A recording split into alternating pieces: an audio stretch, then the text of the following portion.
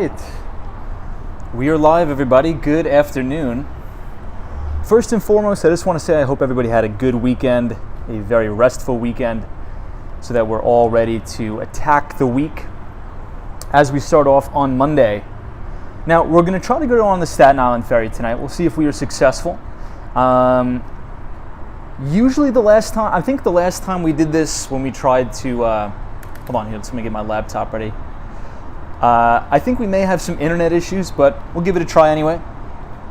So it is Sunday night. We are going to be doing our Markets A Look Ahead stream, where we will recap or go over day by day all of the earnings, the economic news, economic data that are going to be coming out this week on Wall Street. Let's take a quick look at the futures. If we look at the ticker symbol ES, or the S&P 500 E-mini futures contract, we're down about 7 points. If we flip over to the Dow Jones Industrial Average or the E-minis, the YM ticker symbol, we're flat at 33 points, negative 33 points. And then last but not least, the NASDAQ 100 futures, ticker symbol NQ, we're also down about 34 points. Let's take a look at crude before we start, and then we actually do have to hurry up a little bit. I think the ferry leaves in about 25 minutes. Ticker symbol CL for crude, we're trading about 88 bucks. 88 bucks. Which is good, I would say, which is good, because I think we have to also understand and appreciate this is a big week for inflation, right? We are going to be getting the CPI numbers out. So hopefully some of those energy prices will be able to show up in the CPI. Hold on, everybody, just bear with me. I'm trying to get the mic ready. Every time I put the mic back at the conclusion of the stream, I always make sure I untangle it, but for some reason it seems as if it gets tangled again. All right, I think we're good. We got to start to hurry up because we will take the Staten Island ferry tonight. Hopefully it'll be cool. I think it'll be fun. Let's see who we have in the stream. Happy Sunday, everybody. Alton is here, says, hey, Tom. M. Wall on the run, good to see you. We see Jay is here, says, happy Sunday. Hey, Allie is joining us. Good afternoon, Allie. Says, hi, Tom. Hope everybody had a great weekend. Appreciate that. Likewise, hope you had an enjoyable weekend, too. It was a very good weekend. Had some time off to relax. So definitely recharged and ready to go for Monday. It should be a busy week. The good news in New York is I think that the humidity is going to taper off. We had a pretty big rainstorm here in New York City, say for about an hour. Started to downpour rain for about an hour. Storm moved on. So the humidity is now pretty much gone. Building and built a brand new hotel, which actually looks really nice. So I haven't been down here in a while. The Deutsche Bank is still down here. So Wall Street's looking good. So maybe we'll do a quick little walking tour of Wall Street once we get back from the Staten Island ferry. Hey, Lila is here, says good evening all. Hey Lila, good to see you. The Real Boogeyman is here, welcome. Martin, good to see you. Joe Driver is here, welcome. Laura M says, hey Tom, I was in Southampton this weekend for the first time. The properties are amazing. Yeah, the Hamptons are fantastic. The Hamptons are definitely beautiful. You know, that reminds me of, you know, my childhood days. My cousins used to have a place way out east on Long Island in a little town called Watermill, New York. And it was fun. It was fun going there every summer. You know, if I recall correctly, back in the day, if you wanted to go to Southampton Beach, I think for non-residents it was like $100. Is that still the case? Does anybody know? I haven't been out to the Hamptons in a long time, to be honest. But glad you had a good time. Hey, I see Ryan Royal. Good afternoon, Ryan. Welcome. Sherry G says, hey, Tom. Welcome, Sherry. Daza UK says, hey, Tom. Good evening. Tub of Popcorn is here. Jeff says, good evening from North Carolina. Welcome all of our friends from the Carolinas. My other old office is right here, 77 Water Street. So it's sort of like we're taking a little bit of a walk down memory lane. We were a couple buildings down from S&P Global. So I used to go right in these doors many, many moons ago. I will say something about Lower Manhattan. If you guys notice, I'm not sure if you could hear the wind noise in the mic, but it's always very windy in Lower Manhattan, which is really nice in the summer, but the winter is definitely another story. Winters down here working in Lower Manhattan are brutal. So just a little bit of a PSA there. Destructionist is here, welcome. Good to see you guys. I'm gonna catch up on the chat in a little bit. So I checked the times for the Staten Island ferry, and I think it leaves at about 9 o'clock, I think. And I think we're brushing right up against time here. So the way I get to the Staten Island ferry from 34th Street is I take the 1 train all the way down to South Ferry. Back in the day, I used to get off at Rector Street as well and walk to work. So hopefully it'll be a clear night. Hopefully the rain will hold off and we'll get to see some cool views from the Staten Island ferry. Sherry G says it's 8:40. Thank you, Sherry. Yeah, Western Mass Dave's like, put some pep in your step. We're cranking, we're cruising, we're doing it. So this is 55 Water Street, I believe. I'll quickly show you guys the S&P Global sign. I'm not sure if you guys could see that on the stream. So S&P Global is right in this building, 55 Water. And I think Tullett Prebon is in one of these buildings too. I just forget. But yeah, I enjoyed myself working down in Lower Manhattan. Things have changed here. Wow, check out this full moon, everybody. Beautiful, beautiful full moon. Hopefully we have an even better view on the ferry. We'll be able to check it out. But, Lower Manhattan's really changed over the past decade. I have to say, a lot of, as we've been talking about, the apartment and the housing crisis in, not only America, but New York City. One of the things that they've been doing a pretty decent job of down here is converting a lot of these office buildings. Let me show you a couple. So they've been converting a lot of these office buildings down here into apartments. So 1 bedroom, 2 bedroom, studio apartments.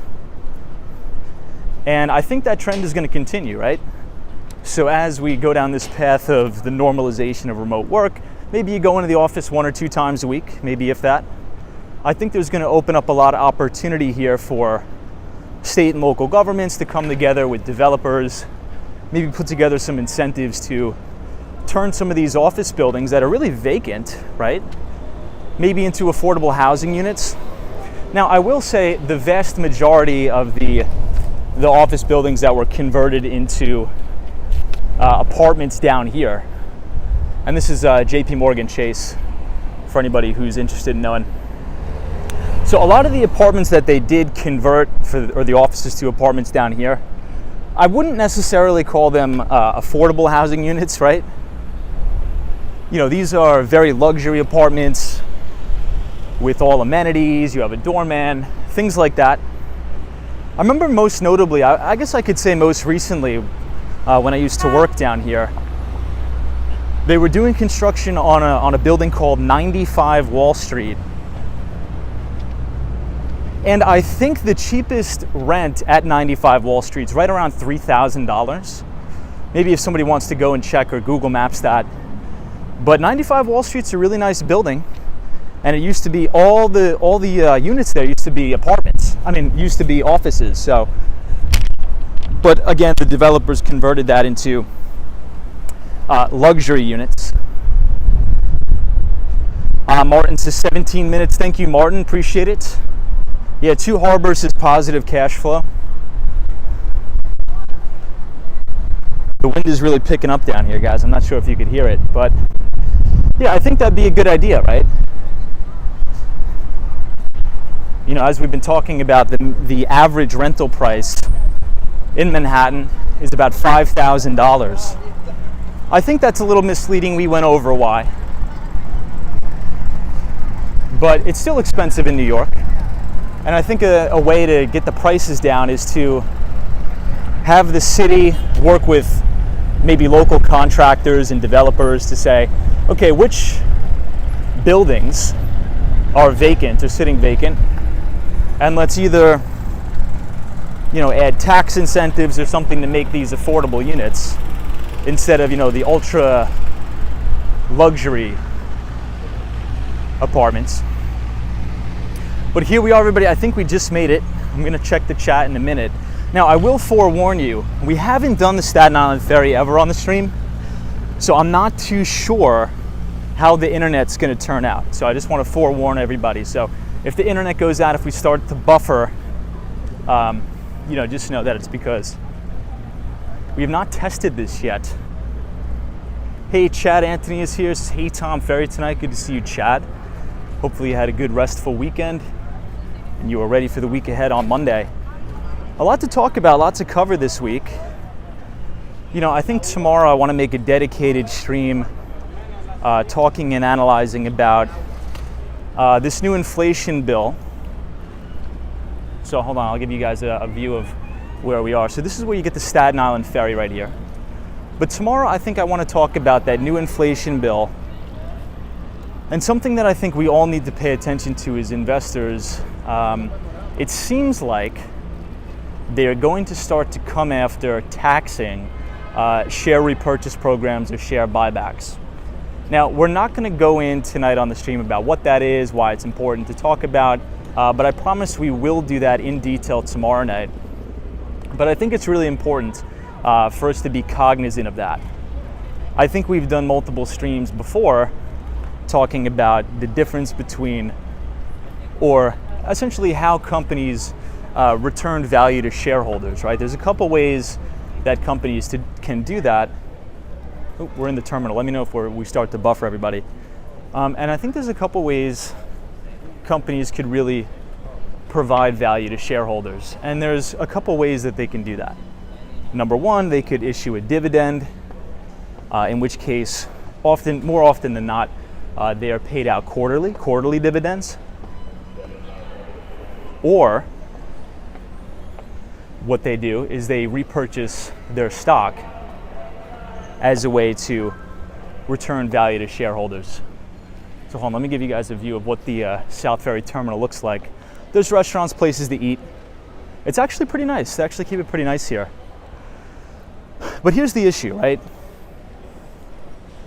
Dividends, when a company returns value to shareholders in the form of a dividend, that is a taxable event, right? You have to pay taxes on the dividends you receive. Obviously, let's say if you hold a basket of index funds, or let's say you hold individual stocks in a retirement account, whether that be a Roth IRA or an IRA, traditional IRA, obviously you would pay taxes at the time when that specific retirement account requires you to pay taxes. So for example, in a Roth IRA, you pay taxes first before you put the money in, and then the money will grow tax-free. Obviously there's limits to that and how much you could put in. But let's say if you're in a regular taxable brokerage account or something like that, and you own a bunch of stocks that pay dividends, even if you don't sell, right? Even if you don't sell those particular stocks, you still got to pay the taxes on the dividend income, right? So one of the ways that I don't really want to say gotten around this, one of the more tax-effective ways of returning value to shareholders has been through share repurchase programs, where if a company has excess cash on the balance sheet, let's say the company has, $20 billion of cash on the balance sheet, one of the things that they could do is take a portion of that cash and actually buy back shares of their own stock. What this does is it reduces the amount of shares outstanding in the marketplace, thus increasing the earnings per share, or EPS, right? And therefore you sort of get around the taxes that way. So tomorrow night we're going to be talking about the bill, the inflation bill that was introduced, and there is a clause in there that will come after taxing share buybacks. And we'll talk about what that means for me, what that means for you as individual investors, and also what that means for pension funds around the world. Hey Penelope, good afternoon. Welcome, good to see you. For everybody who is just joining, we are standing here in the South Ferry Terminal, where we will be taking the Staten Island Ferry to Staten Island. I think we're going to have a pretty nice view of all of Lower Manhattan tonight. We'll be able to see the Statue of Liberty, and then we'll turn around and we'll come back. But I cannot make any guarantees that the internet will hold out, because I've never tried to stream here in South Ferry before. Hey, Kirby's here. Says, which industries will be affected by the $370 bill, $370 billion climate bill today? Probably a lot of the oil companies. Line Sinks is, does Tom have to pay extra to take all of us? Well, yeah, luckily it's free, but they may charge us a surcharge because we're rocking with about 400 people here. Steph says, Tom, is it still very humid? It's actually not that bad today, because we did have a mini rainstorm. It rained for about an hour, so I think that sort of knocked out all the humidity. Hey, Cosmo, what's up? Cosmo Scary's joining us. Welcome, Cosmo. This is not affected by inflation. The ride is still free, I know. Cosmo, when was the last time you were on the Staten Island ferry? I've just took it like a month ago, but before that, I haven't been on it in a long time. Hey, Mike Lavender is here. Says, good evening, Tom. Hey, good evening, Mike. Welcome. Maria is here. Says, hey. Anna says, happy Sunday fun day. Indeed. Anthony says, good evening, Tom and everybody. What's up, Anthony? So I believe we're going to go through this gate. I was looking up on Google the ferry times. I think they run every half hour, but we'll check the schedule here. At least I think they run every half hour, maybe every hour on the weekends, but we'll check it together here. Hey, Jason Francis is here. Welcome, my good friend out and about from Toronto, Canada. Good to see you. Marjorie says, hey, Tom, what's up? YouTuber says, government causes inflation, then taxes you to reduce inflation. I know, it's kind of funny, right? We're going to do a breakdown of that bill tomorrow, because the number one thing I think we need to watch out for is the proposed tax on share buybacks. I think that's a really big, I think that's going to be really bad if that goes through. NMB045 says, Tom, what's up with the large dividend payment announced by oil companies? Well, I think it's because, you know, they raked in windfall profits, right? I think ExxonMobil, Shell, and Chevron collectively in Q2 alone, I think they made about $43 billion just in Q2. So absolutely windfall profits. But I think a lot of people, you know, chalk it up to oil companies being greedy and all that, and it's really not the case. It really has to do with the pandemic and supply and demand. And if you think about the refining margins, so I was listening in on the, you know, actually I think we have to go over here. Let's actually walk over here. If you listened in on the earnings call of ExxonMobil, the key thing that they were talking about is their refining margins were through the roof, because during the pandemic, they actually shut down about 3 million barrels a day of refining capacity, and nobody could have expected the swift recovery that we've had, right? It was almost like a V-shaped recovery in demand. So obviously, if you don't have the infrastructure, the capacity to refine all that oil, the margins on the refining of that oil is going to be blockbuster, and that's definitely what we saw. Yeah, Western Mass Dave is like, follow the crowd. You know, usually I go to door 1. Usually door 2 is where you come back, but I guess we'll just follow the crowd today. Two Harbors, what's up? Out and About, good to see you as always. So Out and About is our good moderator from Toronto, Canada. Always a pleasure to have you here. Hey, Sabrina Farah, good to see you. Vinny Castellano. The ABX girl says the ferry has had disruptions due to staffing shortages. Yeah, ABX girl, I think it was you who told us that on the other stream, or maybe it was, I forget, but yeah, maybe, I mean, I really hope they run every hour so we can quickly turn around and come back. I'm not sure I want to stream that long in Staten Island, but we'll see. Dan Zhang says, how long is the ferry ride? I think it's about 35 minutes, I think, maybe less. Western Mass Dave. Hey, Sam Miguel is here. Says, good evening, Tom. What's up, Sam Miguel? Andy S. What's up, brother? Walks in Wall Street. Sweet Country Living in Michigan is here. Says, great to see you out again tonight. Thanks so much for being here. Rich Gordon says, it's so bad that people who are uneducated and by spiritually slave, they blindly believe to politicians what they say and what they write as it seems today bill inflation and taxation increases. Yeah, I mean, we're going to talk about that bill tomorrow. I think there's a lot of things that are going on there that's definitely not good. Marty Lewis, welcome. Marty Lewis, any swimming this weekend? Any swimming going on this weekend? Oh, here it is. You guys can see it. Hold on, I'll go to the window so you guys can see the ferry we're going to get on. So it looks like the ferry's coming in. Let me know if you guys can see through the glare here. I think there may be a little bit of a glare. Hold on, I'll try to put the newspaper up. But you can see it coming in. There's actually a lot of people coming in too, wow. Jay says they run every 30 minutes and the trip takes 25. Okay, copy that. Thank you, Jay. Yeah, I mean, there's just been really no reason for me to go to Staten Island. I mean, the times that I have gone to Staten Island was when I was in college. As you guys know, I played soccer in college, and we would have to play the College of Staten Island. And whenever we would play them, I would either take the ferry or take the team bus. But sometimes me and some of the guys would jump on the ferry. It was a little bit more fun. Besides that, I really don't have any family in Staten Island, but I think it'll be nice. Yeah, check out all these people coming on. Wow. You know, I think the weekend, more people take the Staten Island ferry as like tourists, because then again, I mean, look, you pretty much get a beautiful view of the city, the Statue of Liberty, and you don't have to pay, so sort of like a tourist hack. NMB045 says, didn't know you wore glasses, Tom? Yeah, so today we're wearing glasses. I ran out of all my contacts, and the thing is, when it gets so humid, my eyes water a lot, and then it makes my contacts scratch my eyes. So my eyes get all bloodshot. So usually when it's humid, I try to wear my glasses. Hey, G-Shep is here. Says, hey Tom, what's up? Good to see you. Yeah, Cosmo's scary. It's like, yeah, people love the free rides.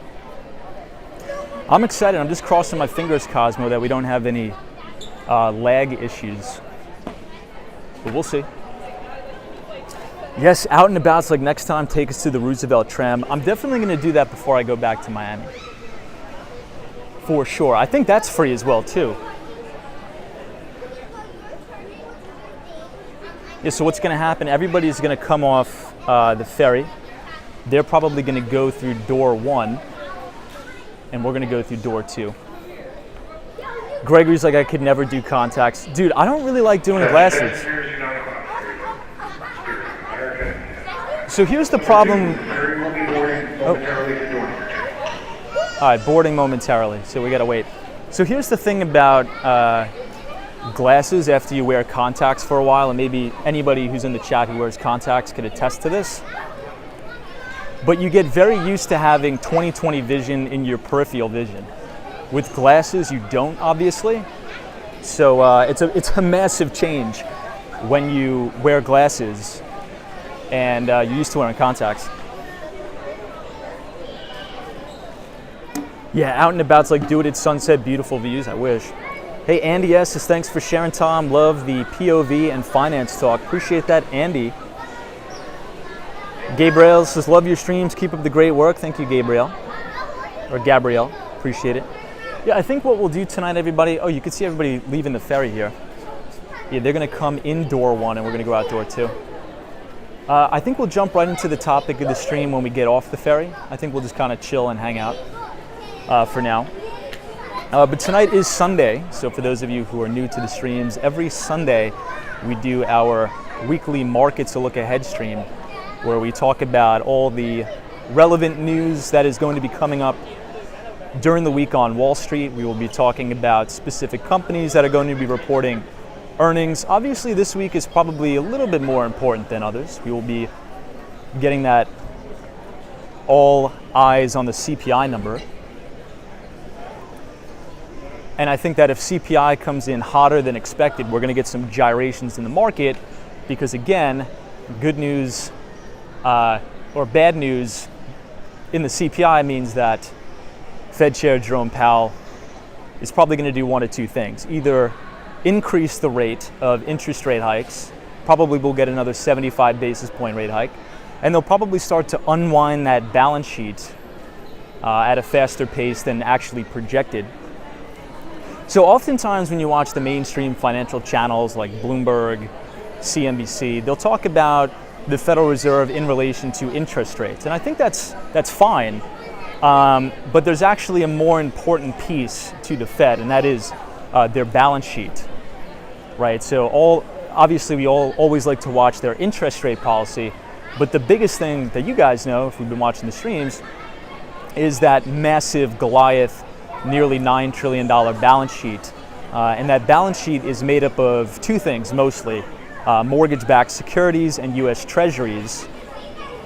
And that is essentially how the Fed provides liquidity to markets, and I would even say manipulates rates, but we'll go into that on another night.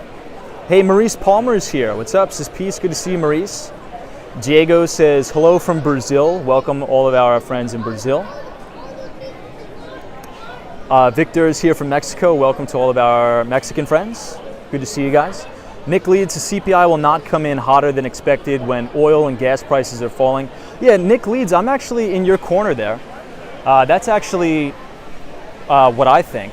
So I thought that was going to happen last month. So I actually thought CPI was going to come in less than 9.1% because, as we've been talking about on the streams, look back to when we were streaming in March. And I remember the exact day in March when we were streaming. If you look at ticker symbol CL or the futures for crude, we hit about 130. And I'm like, there's no way I'm going long crude or any of these oil companies when gas is 130. I think we're going to be on a trajectory down. So I think as of today, when I looked at futures before I started the video, crude was trading at about $84, which is good news. That means gas prices are probably going to come down. Oh, here we go, everybody. But the thing is, the Federal Reserve usually looks at core CPI. So even though CPI could come in with a blockbuster, gangbusters number, the core CPI is exclusionary of that very volatile food and energy. So my argument is, look, if we look at all these commodities, we're seeing crude roll over, we're seeing copper, wheat roll over here. Just look at lumber. I remember talking about a lot of the memes that were going around Twitter and all that stuff with people saying, lumber is the new gold. Lumber futures are down almost 79% now. So I think you make a good point. Hey, Anna is here, says let's go. Good to see you, Anna. Yeah, hopefully you guys are ready to ride. Hopefully we don't exceed the weight limit here. We got about 550 people joining. DM says, hey Tom, have you considered LASIK eye surgery? I had the surgery years ago. It was one of the best decisions I've ever made. So DM, I probably should take your advice and get LASIK. I'm just like so petrified of doing that. And I know I probably shouldn't be, but I don't know. It's probably going to save me money over the long term anyway, because I probably spend like $500 a year on contacts. But I don't know. I think it's just I'm petrified of getting the LASIK eye surgery. Hey, Denise says hello from Texas. Good to see everybody from Texas. Check out that full moon we have too here. Beautiful. For those of you who are just joining, we are going to be taking the Staten Island ferry tonight. We may run into some internet issues, so please be cognizant of that. And then we will be walking back to 34th Street, Pennsylvania Station. Ooh.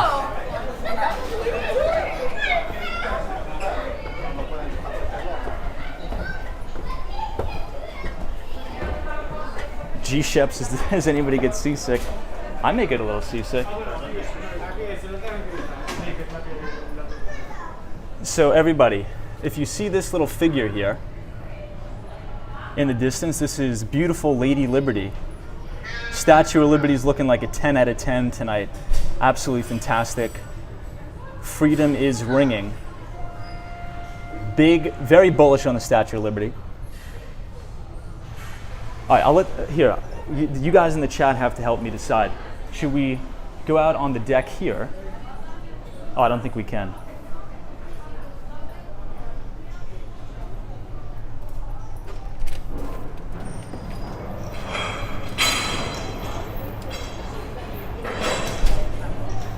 All right, I guess we'll stand out on this deck. Oh, Sherry Jesus, it's too windy on the deck. Oof. Maybe we'll go back in. NG's beautiful Lady Liberty. Yeah, I love it. Absolutely love it. You know, I think if you're visiting New York City, I think the Staten Island Ferry is a must go. It's very awe-inspiring as you get to see the city, the Statue of Liberty, a lot of history. You know, my ancestors came through Ellis Island, came here with nothing.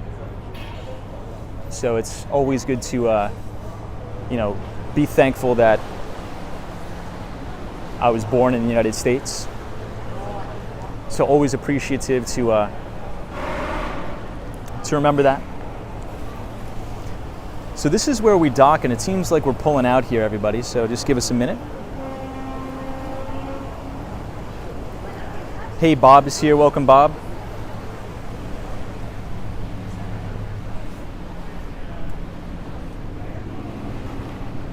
So you could actually see the Brooklyn Bridge from here.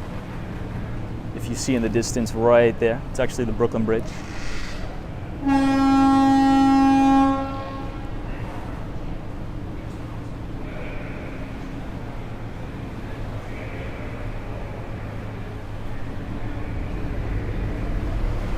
All right, everybody.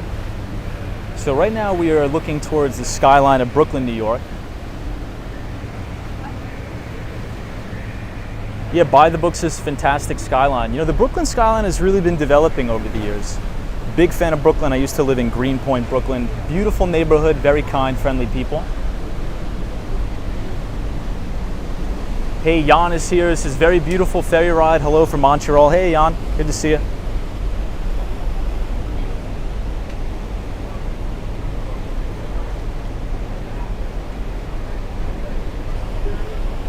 All right, so we are going to be seeing a very beautiful view of Lower Manhattan tonight.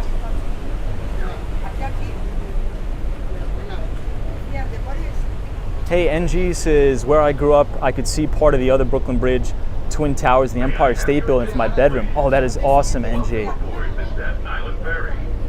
Please take a moment and pay attention to the following safety announcements. During docking, stay off the stairs, ramps, and landings until the ferry has come to a complete stop. So from here you could actually see the very top of the World Trade Center. So One World Trade's looking beautiful. Over here you could actually see New Jersey. So I think that's Hoboken, New Jersey, maybe Jersey City.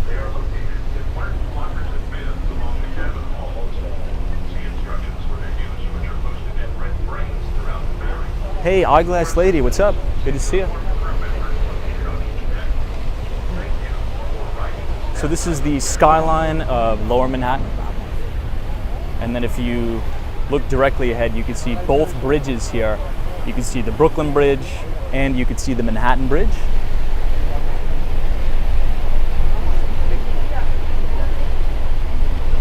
And right now you're going to be able to see a very, very nice view of the One World Trade Center, or Freedom Tower.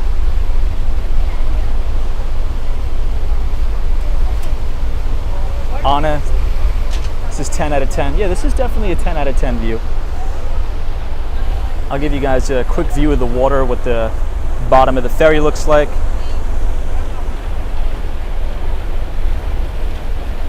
So once again, directly ahead, you see the Brooklyn Bridge, the Manhattan Bridge, and then all of Lower Manhattan here.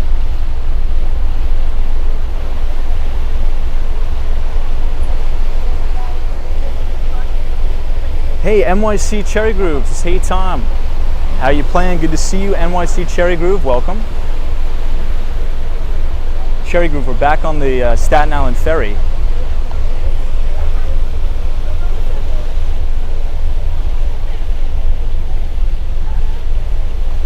Oh, somebody says it's buffering. Yeah, we may have to end the stream if it buffers. I'm just not sure how good the internet is out here in the middle of the water.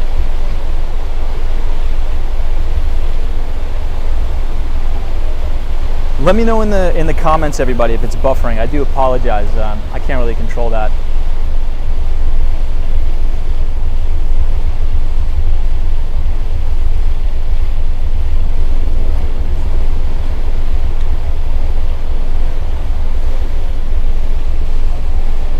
if you guys are enjoying the stream so far, feel free to leave a like on the video and subscribe to the channel if you are new.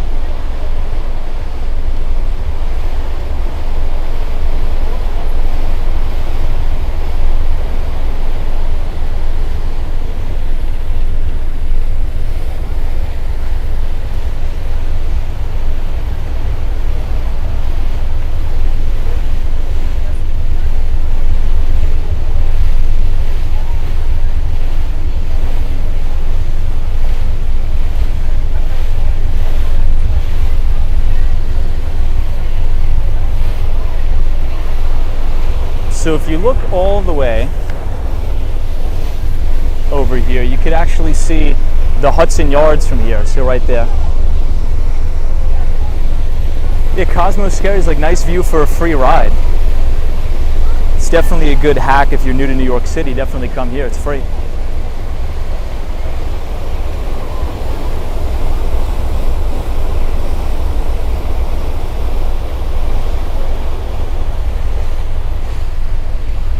But now we will direct our attention over here. We're about to cross past the Statue of Liberty here in a minute.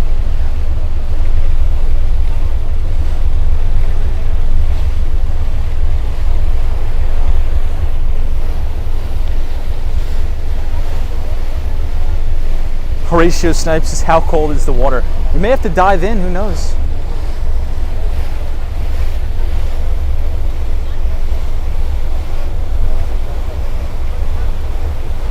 Hey, Daryl says, hey Tom, today is Walk Ride Fly's birthday. Hey, happy birthday, dude. That's awesome.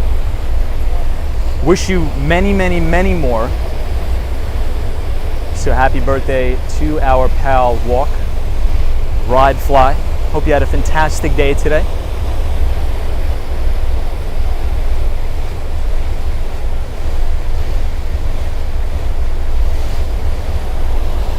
All right, so I think we'll turn our attention across the way here. I think the Lady Liberty's coming up here in a minute.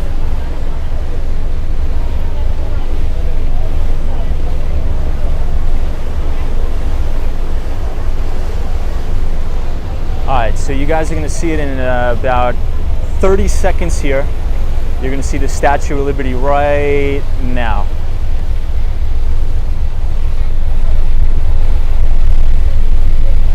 So in the middle of the screen, you should be seeing the Statue of Liberty. Absolutely beautiful.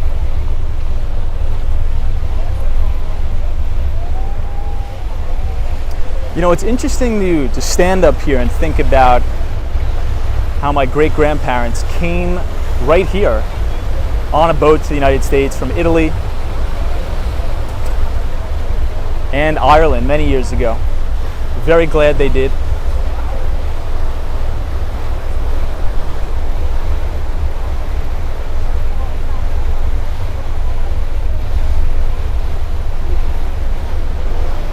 So I'm just going to turn the camera off of Lady Liberty for a minute because I want to show you guys, if you actually zoom in, you could see the Empire State Building lit up right here, right to the left of the Freedom Tower. I'm not sure if you guys could see that, but the Empire State Building is lit up right next to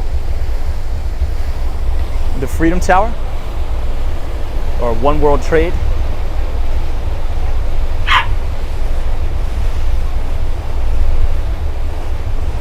Hey Herbert, says Tom, I feel like I'm watching a movie, surreal.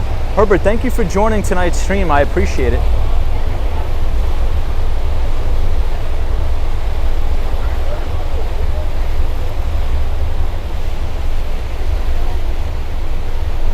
Hey Ed T says, you're a very thankful guy, Tom, very good attribute. Appreciate that.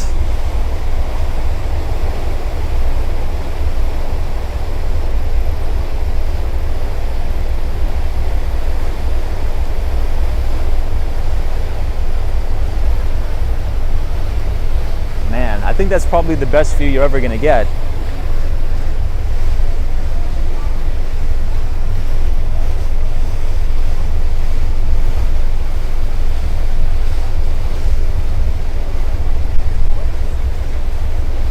You know, I'm really pleased with the stream health here, everybody. I don't think we've been buffering at all.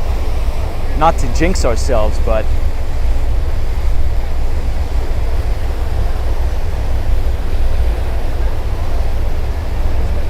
hey, Asmurray6, this is awesome. Thank you, Tom. Thank you for being here.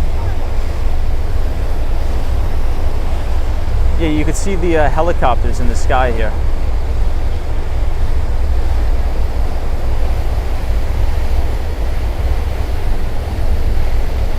Hey, Brad's Brain, what's up? Good to see you.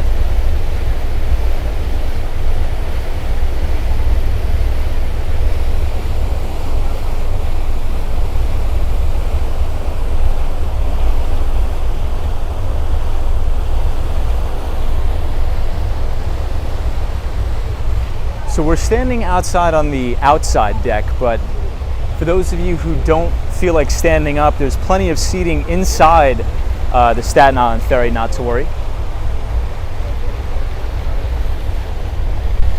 Let's try to Statue of Liberty.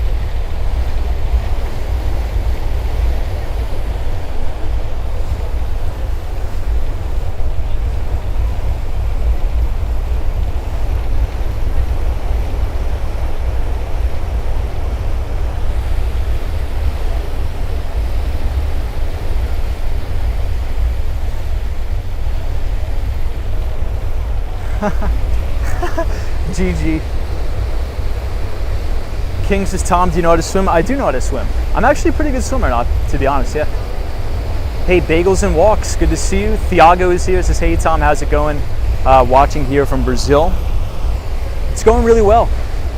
It's going really well, good to see you. Cindy Foley says, how fun, welcome Cindy. So right here, obviously everybody, is One World Trade Center. But to the left, right here, this is all Hudson Yards. So you could actually see like the Edge building and all that. Hey, AT4 Nerd is here. What's up?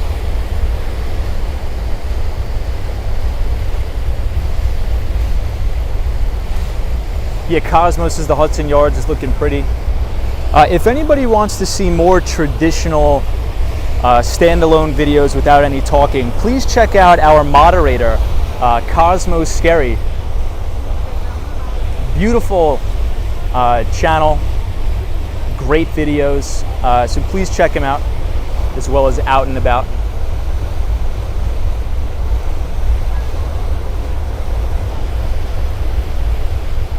So if we look to the right, this is actually the Brooklyn skyline here. I think right over here is where Atlantic Terminal is, and I think this building over here is near Brooklyn Technical High School, I believe,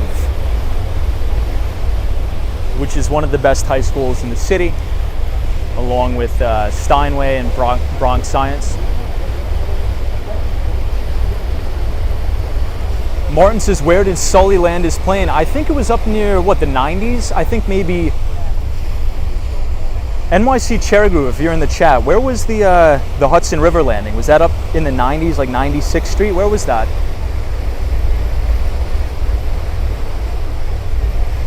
Brad's Brain says, we'll be looking out for the newsletter Tuesday. But for tonight, this is a perfect Sunday night. Yeah, we will have the newsletter out Tuesday.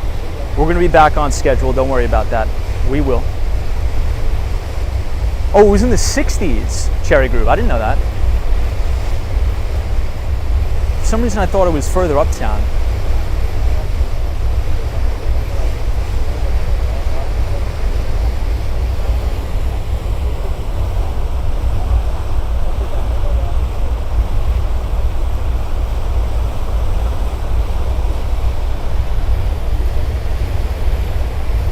Somebody says, wasn't it in the upper 40s?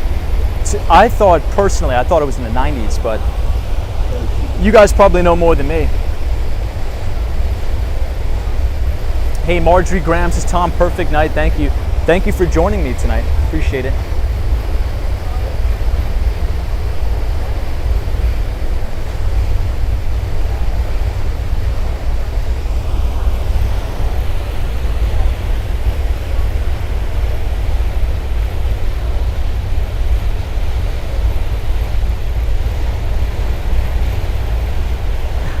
That's so true. Yeah, so this is New Jersey over here. I'll zoom in. I think you could actually see Goldman Sachs Tower. So to the right of Lady Liberty, this is Goldman Sachs.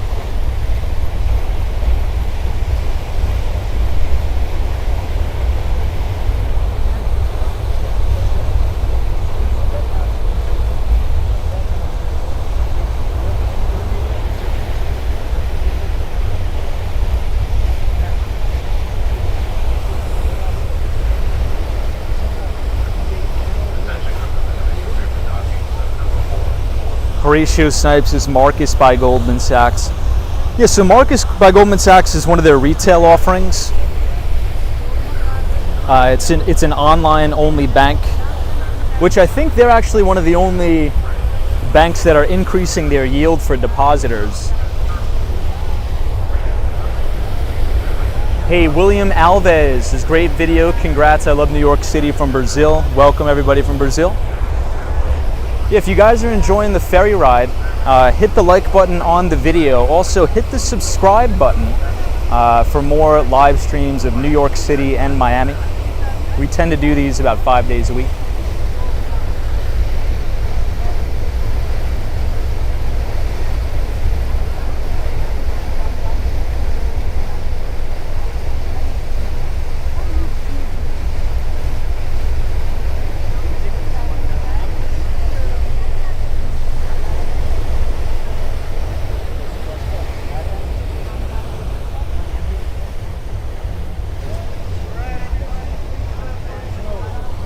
No, I think we got to go in. Hold on. The guy's telling us to go in.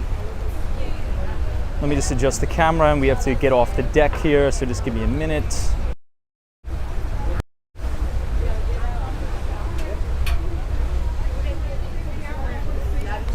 All right, so we're pulling into Staten Island. We're going to make a quick trip to see our pal Vinny Castellano. Just kidding. But no, if we see Vinny... So this is the Verrazano Bridge, just to quickly show you guys.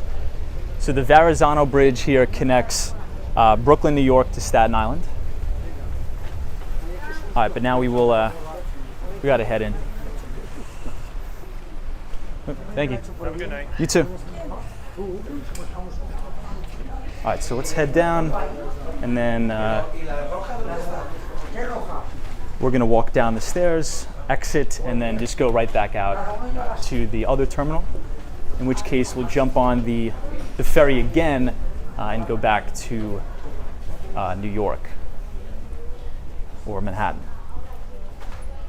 But this is the inside of the ferry, so if you don't want to stand outside, you could always come in here and sit down.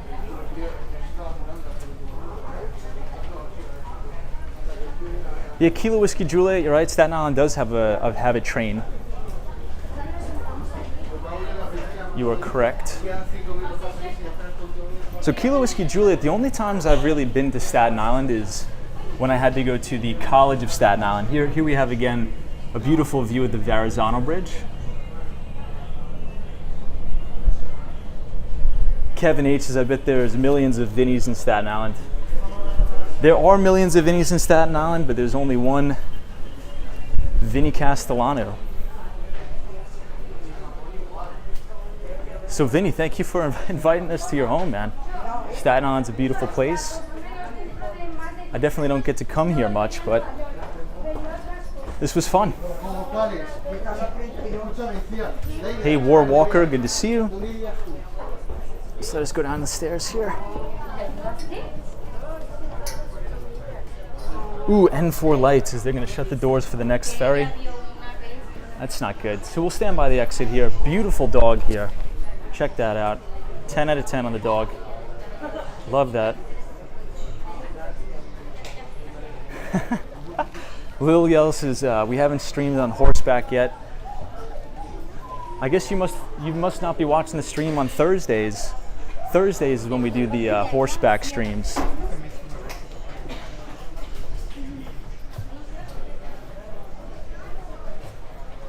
Good to see a Lil Yell. Mike sees his dinners at the Castellanos tonight. I'm down. Mike Skate TV, what's up?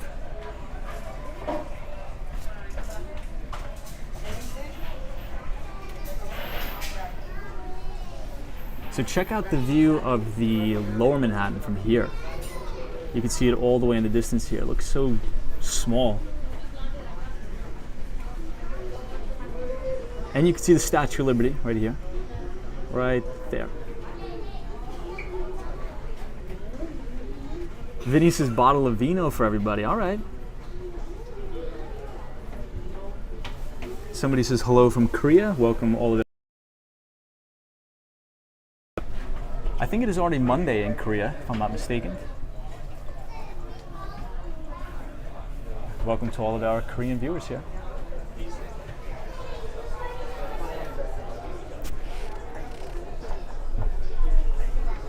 Oh, hey. Oh, it's Walks on Wall Street. Yeah. WALKS. We do like a financial live stream around the city. So we split our time between Miami and New York, and we like discuss the financial markets as we walk around. But we're just taking the ferry tonight. I haven't taken it in a long time. Walks, so WALKS, and like the and sign, and then Wall Street. Yeah. But yeah, nice meeting you guys. Thanks. Have a nice night.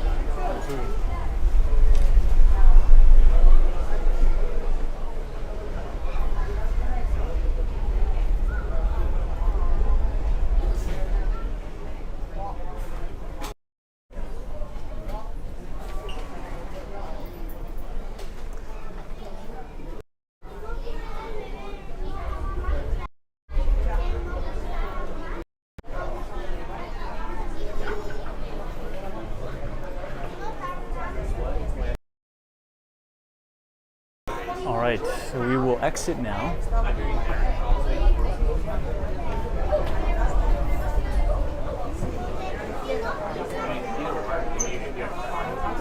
It is getting hot in here though. It's probably like 90 degrees on the ferry.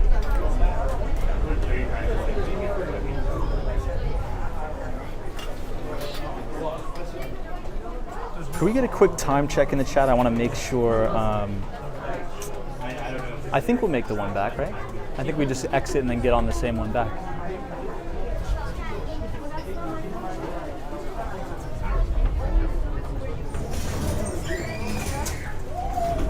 Dalton says, does Staten Island have tall buildings too? Tall-ish, but not. It's more like residential. But I have a theory that over the next maybe 10 years, the boroughs are going to be more like Manhattan. We're already seeing that with parts of Brooklyn. A lot of really tall skyscrapers popping up.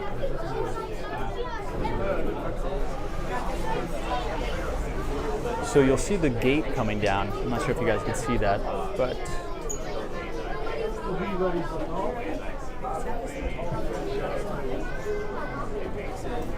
I'm seeing a lot of Tom for president in the chat. Please no.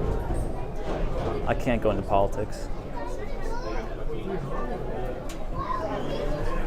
All right, everybody, let's head out.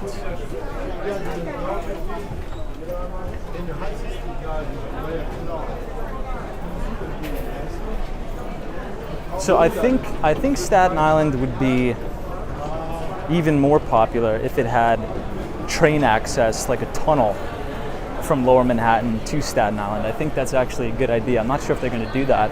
But as Kilo Whiskey Juliet said, there is a train that runs the length of Staten Island, but it doesn't connect to any of the other boroughs. The only two ways to get to Staten Island is, I believe, if you take the Verrazano Bridge. Also, there's a bridge connecting Staten Island from New Jersey as well.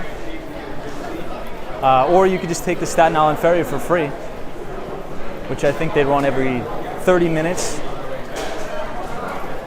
All right, so we are gonna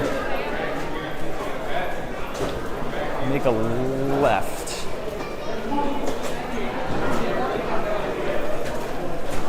Yeah, NBA Elias is like, let's not take a detour to Rikers Island. All right, so we're just gonna make a left. We're gonna bang a left here. And we're just going to get this same ferry back. And then we will walk up to 34th Street, Pennsylvania Station.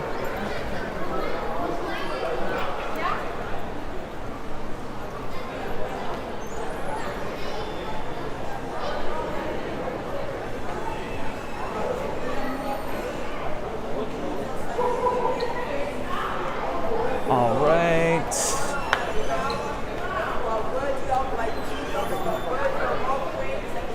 Oh, thank you. Thanks so much. All right, I think we made it. Sorry I'm not reading the chats. I just want to make sure we get this ferry here.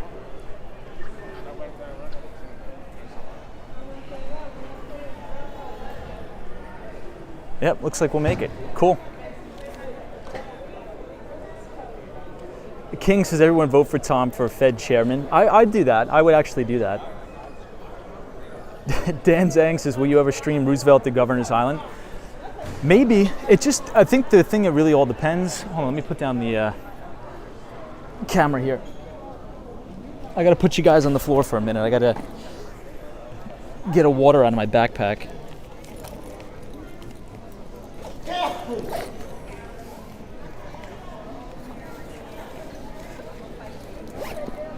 All right, as we're waiting for the ferry, let's get a guess on, let's get a poll in the chat going on what we think the CPI number is going to come in.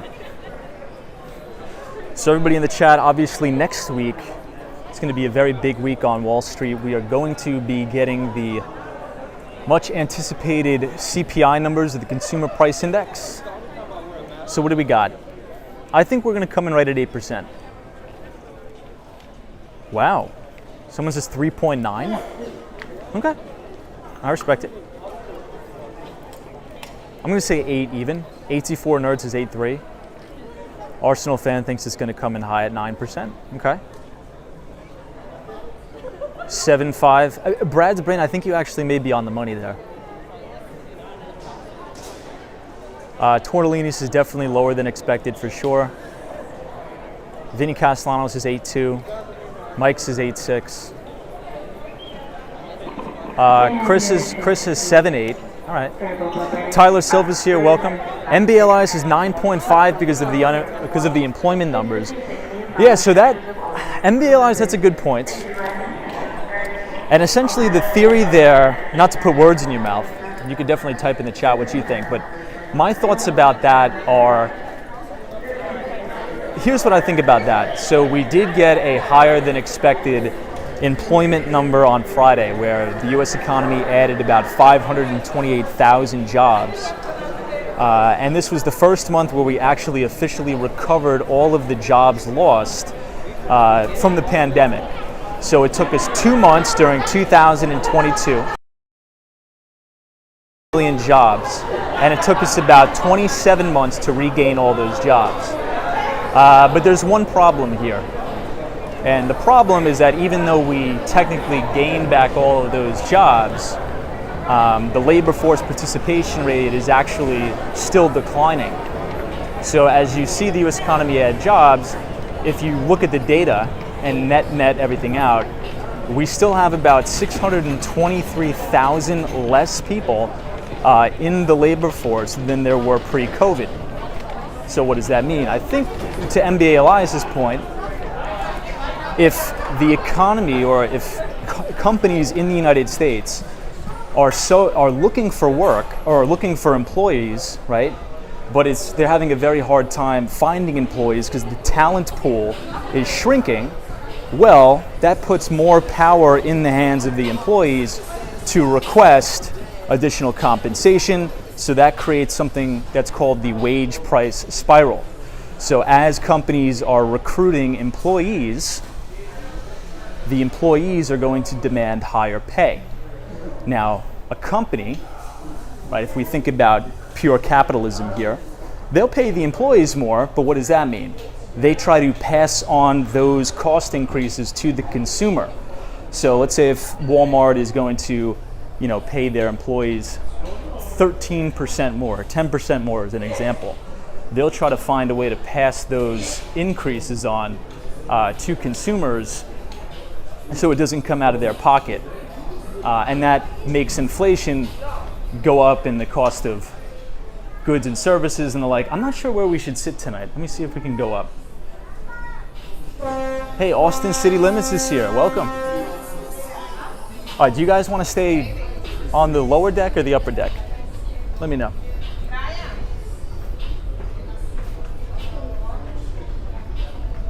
Kevin H says, we need more immigration. The boomers have checked out. I agree with that 1,000%. I think, not to get too political, but I think, you know what would save Biden? What would save Biden right now would be to automatically approve every person's H-1B visa that is, hold on, I think I have some smudge on the camera here. Give me a second.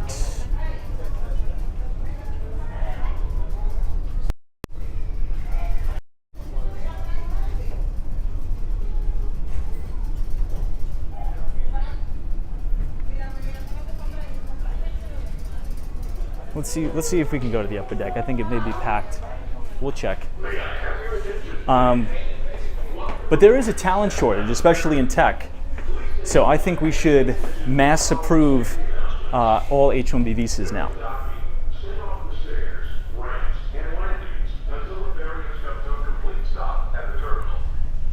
Are we allowed to go out the back? Let me see. I think the door's locked. Please familiarize yourself with the location of life jackets on this ferry. They are located in marked lockers and bins along the Hey, sunshine after rain. Good to see you. All right, we'll try to go up one more. I saw Michelle K saying we want to go all the way up, so I'll try to go all the way up.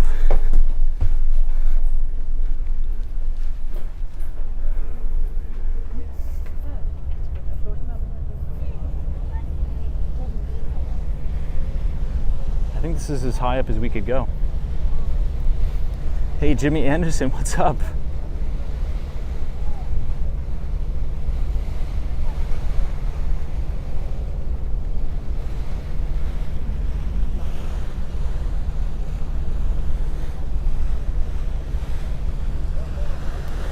Line sync, I think it's just in case, the social distancing signs. But this is the Verrazano Bridge here. You know what? It actually doesn't look like a full moon, but the moon does look beautiful. Sunshine After Rain is our great moderator. Good to see you, Sunshine After Rain. Hopefully you had a fantastic weekend so far.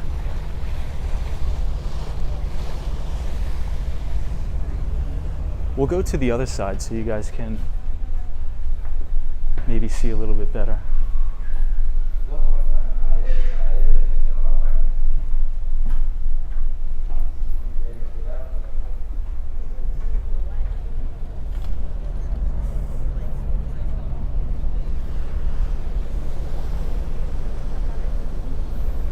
Hey, Atomic Skittles, welcome.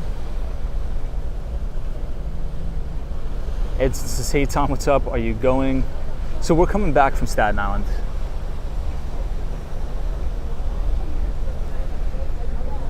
Somebody says, is there any issues bringing a bicycle on the ferry? I don't think so. I think you could probably bring a bicycle here.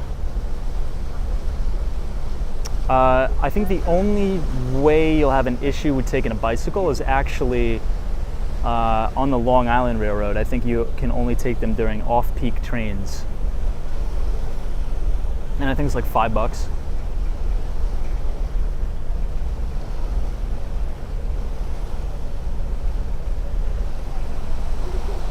Atomic Skittles says, Tom, are you walking back to Midtown when you get back? Yeah, we're gonna walk back. We'll walk back to the Moynihan train station. Yeah, so Roomsies, I very seldom do we stream in Brooklyn.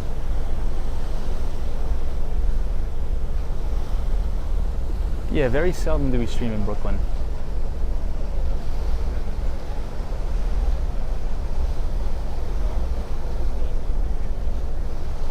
William's like, Tom, we have a waxing gibbous tonight.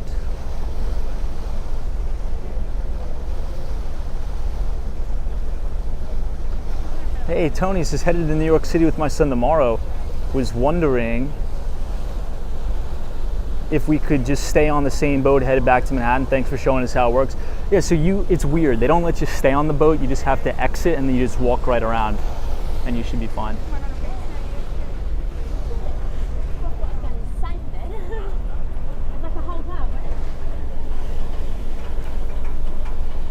So all the way in the distance you could see Lower Manhattan here.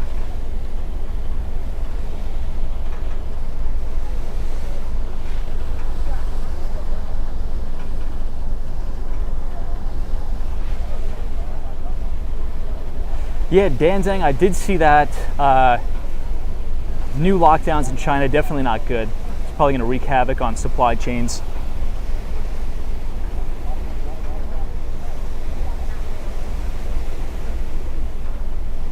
Will yell, we did. That was very uncharacteristic of me, so I apologize, but we did almost have to throw down. I was a little bit cranky there. But man, look at this view, beautiful.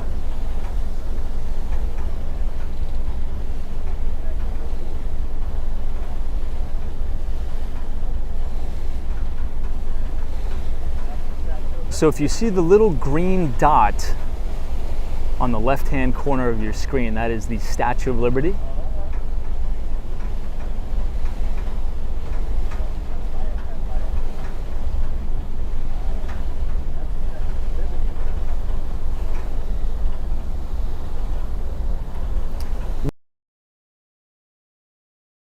think it was, what was it, guys? Like 25 minutes, would you say?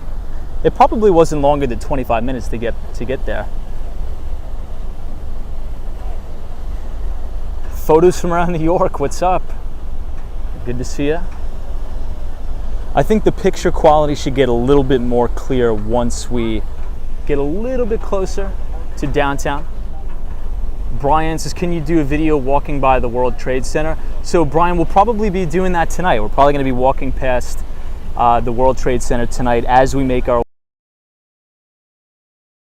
towards Moynihan train station, 34th Street. Sabrina Fair says the IRS doubled IRS agents. It's going to target the middle class. Yeah, we're going to talk about that tomorrow. You're 100% right, Sabrina Fair. Also, this new inflation bill is concerning me when it relates to taxing share buybacks. We're not going to talk about that tonight, but I will share buybacks and why I think that's a horrible idea.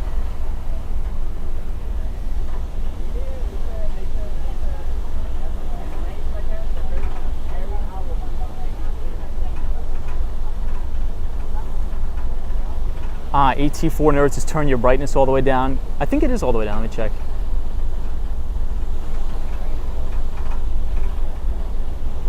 Dan says, Tom, what is your favorite building? The Empire State Building and the World Trade Center? Dang. I'd have to say the Empire State Building, but the old World Trade Centers, the original World Trade, was my favorite buildings of all time. Hey, DowJones.eth, what's up? Welcome to the Staten Island Ferry, my friend. Good to see you. I think we're setting the world record for the most people on the ferry at the same time.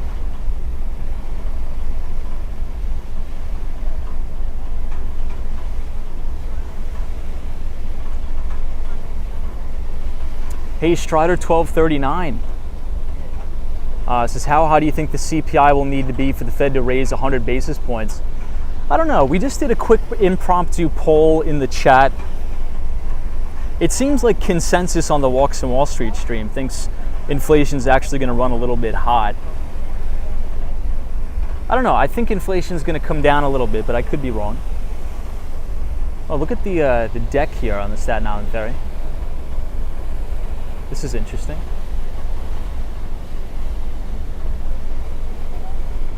Flip Steer says, nothing can save President Biden, just being honest, and I'm a Democrat. Yeah, that may be true. I think the only Hail Mary pass that he could do that would actually make a really big impact is approve all H-1B visas because we do have a labor shortage in this country, and that is proven by the labor force participation rate. And I think that would help bring down inflation, because essentially what's happening is companies have a smaller and smaller talent pool to hire from. And that is allowing wages to skyrocket, but the way corporations offset that cost is by raising the prices of their goods and services that they sell to consumers. So they try to pass that off, those costs off to consumers, which is essentially the wage price spiral. And look, there's a shortage of skilled labor, tech jobs, and at the end of the day, you know, as a competitive American myself, I want the best and the brightest people from all over the world here, right? I want the United States to be a brain drain of the world. I want everybody that's smart, that's hardworking to be here, right? I mean, maybe that's selfish of me to say, but that's the truth. So that is the ferry going back the other way to Staten Island.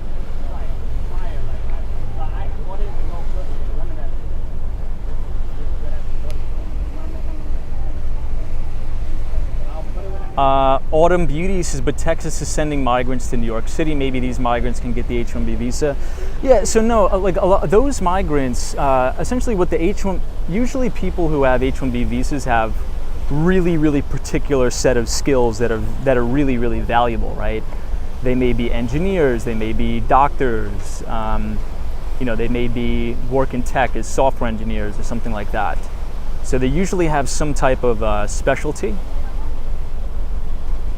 And they usually have a sponsor through a particular employer or something like that. But the way the H-1B visa system works is, even though your employer is sponsoring you for the visa, it's still a random lottery, right? So I think there was about 400,000 people that applied for the H-1B visa. I think only about 25% actually qualify and actually get selected in the lottery. So here's the Statue of Liberty, looking beautiful from here.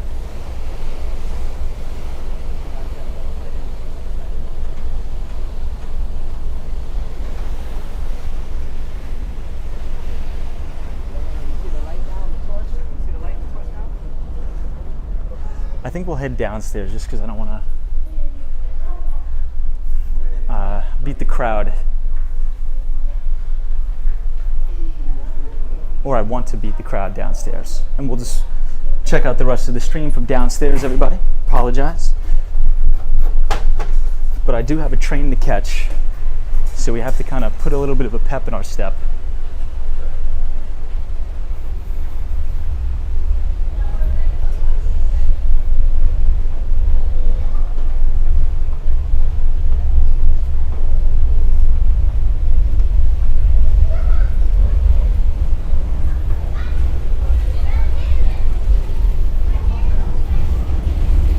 Everybody. So here's one more look at the Statue of Liberty right here.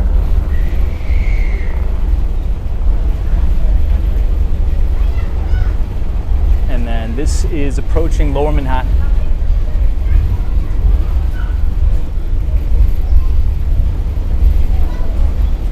But if you guys are enjoying the stream tonight, leave a like on the video and hit the subscribe button if you're new. We do these streams about 5 days a week between New York City and Miami. So please hit the subscribe button. Destruction, is good to see you.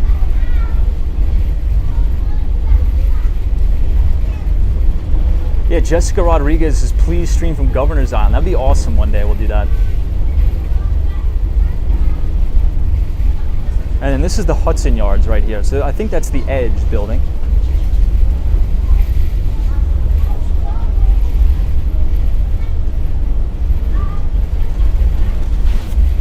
You know, not for nothing, there's been a lot of shark sightings on Long Island. Hey, JL, what's up? Good to see you.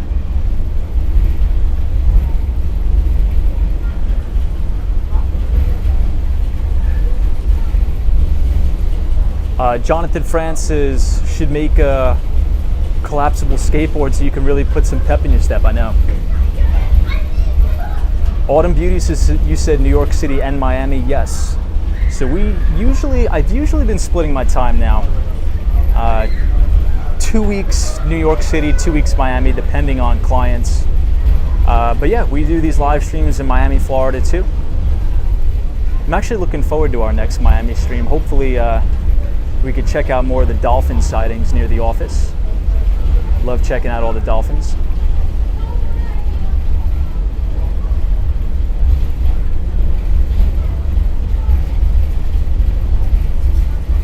Ooh, Lil Yell says, where's the best coffee in Midtown? Well, I'll start off by saying we're going to be in Lower Manhattan, so the best coffee in Lower Manhattan is right behind the Deutsche Bank. So right next to my old office. Black Fox Coffee, I think. That one's fantastic. It's right behind the Deutsche Bank. Beautiful there. Evan says, what's your favorite borough? I'd say Manhattan. Yeah, Autumn Beauties, like I love Miami. It's the 6th borough of New York City. I know, isn't it so stereotypical of me to also be in Miami? You know, although Denver, Colorado really appealed to me as well, the only reason I ruled out Denver is just because it's too far away. I mean, the flights are really, really long. And the good thing about Florida is you could go to Fort Lauderdale or Miami and be there in like 2.5 hours. So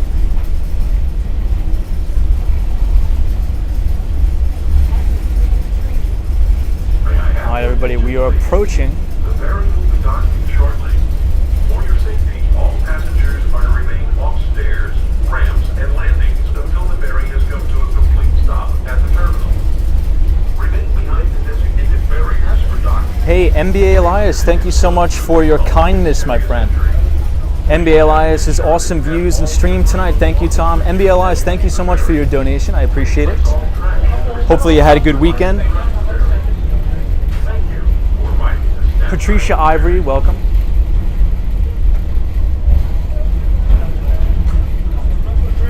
Disney Matt.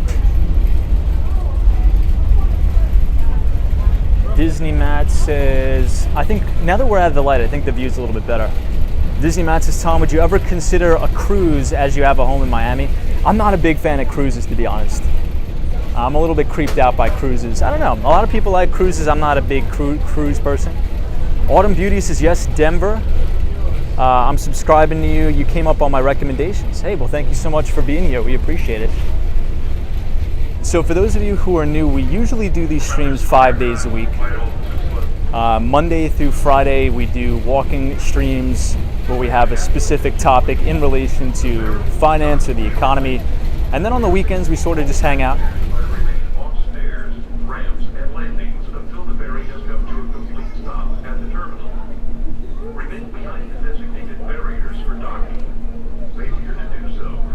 But NBA Elias, thank you so much. Please check and ensure that you have all of your personal belongings with you as you So here, let me zoom in on the Brooklyn and Manhattan Bridge for you guys. provided throughout the ferry. You can see both the Brooklyn and the Manhattan Bridge.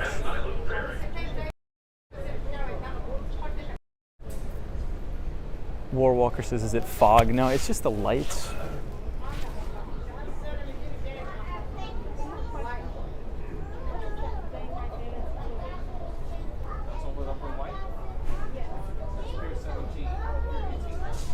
Anthony says, I've lived in Denver for a few years now. Love it, but far from other major cities.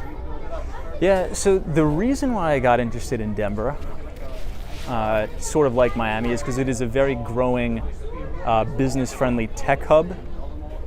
So one of the companies I was interviewing with back in the day, Ping Identity, ticker symbol PING. There's actually some breaking news at the close. We covered this on Friday's stream.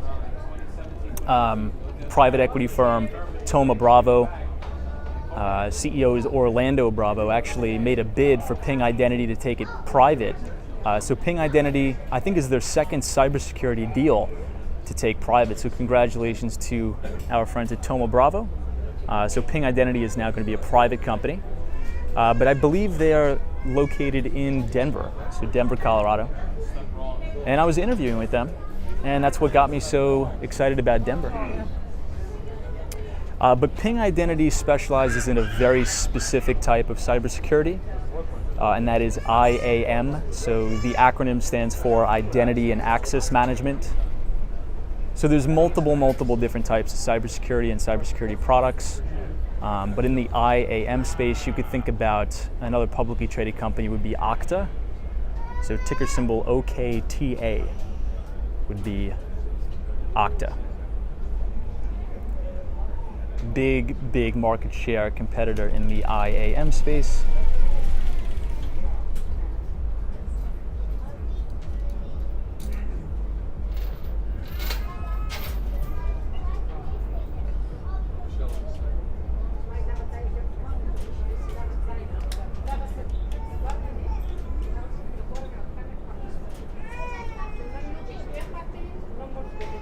Alright, so we are pulling into the docking station now. I'll quickly pan over to New Jersey. You could see Goldman Sachs building there.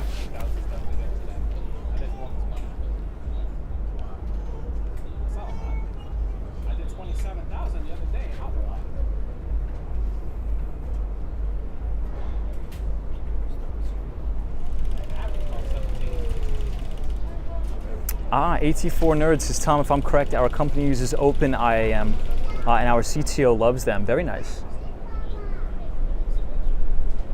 Sunshine After Rain says, enjoying the stream tonight. Thank you, Sunshine. Hope you had a good weekend. Vinny Castellano says, face ripping views tonight. Yeah, my face is totally off. All right, so here we are pulling into the docking station here. I'm gonna hold on to the railing. Sometimes we can make a little bit of a rocky landing here. And then to conclude the stream, everybody, I will take you along the ride. We will be walking probably mostly up Fifth Avenue, I would say all the way back to the Moynihan train station.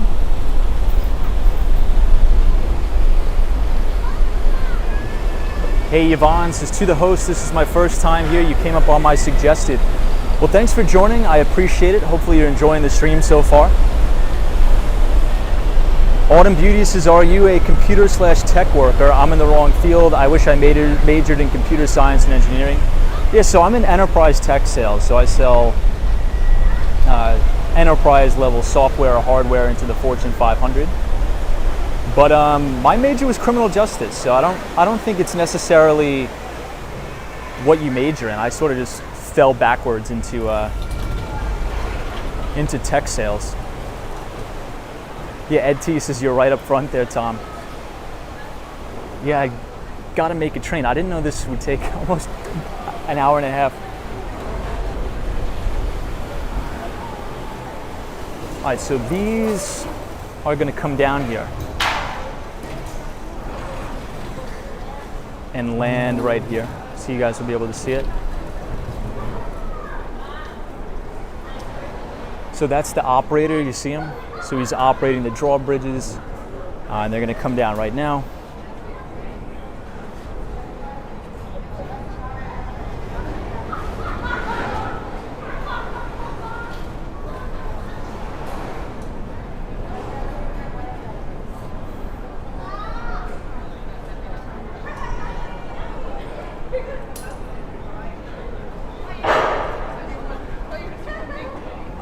Hey, Denise says, hey Tom, where are you? We just got off the Staten Island ferry.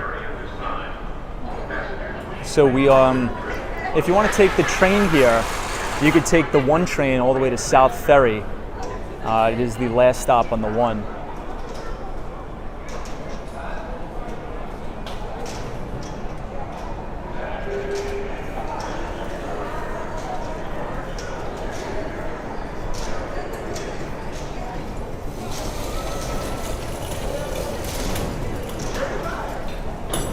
There's about to be a mad dash for the exits tonight. Thank you.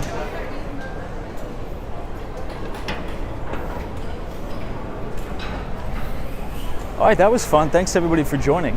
I appreciate it very much.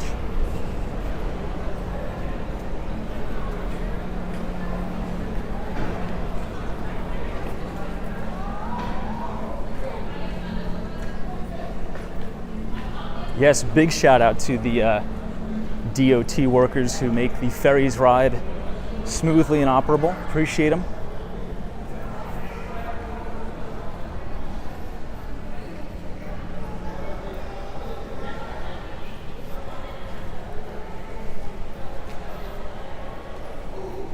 You know, that actually wasn't bad at all. You know, for cheaper rent, if you live right across the water in Staten Island, 25 minutes, bada bing, bada boom, you're back in the city. Not bad. I could do that commute. I used to do the commute from South Shore, Long Island to Lower Manhattan every day. And it used to be all right, but in the winter, it's definitely not fun. Somebody says, can you drive to Staten Island? Yeah, absolutely. So you'd have to take, I think there's two ways. Either the Verrazano Bridge, or you could take the bridge from New Jersey to go to Staten Island. But the Verrazano Bridge is, I think it's expensive now. I think it's almost $18 each way. Don't quote me on that. I think it is. Yeah, AT4 nerds is the amount of public transportation. Really gives you perspectives of the size of the city. It's insane. I agree. Yeah, New York is very, very good with public transportation. You definitely do not need a car here at all. So here it is, everybody, the Staten Island ferry terminal here. I'll just give you guys a quick view.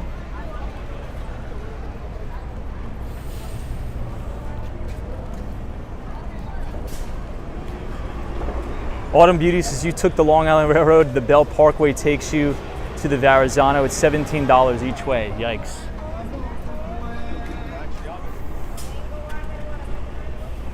Yeah, so back in the day, and you guys will see, we'll pass my old office here in a minute. I want to stop by Wall Street, the Mighty Bull. We'll check it out.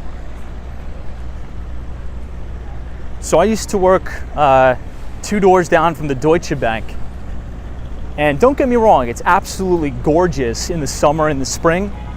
But let me tell you, if you work in Lower Manhattan during the winter, I mean, it's really, really difficult, let's just say that. Extreme wind and frigid cold.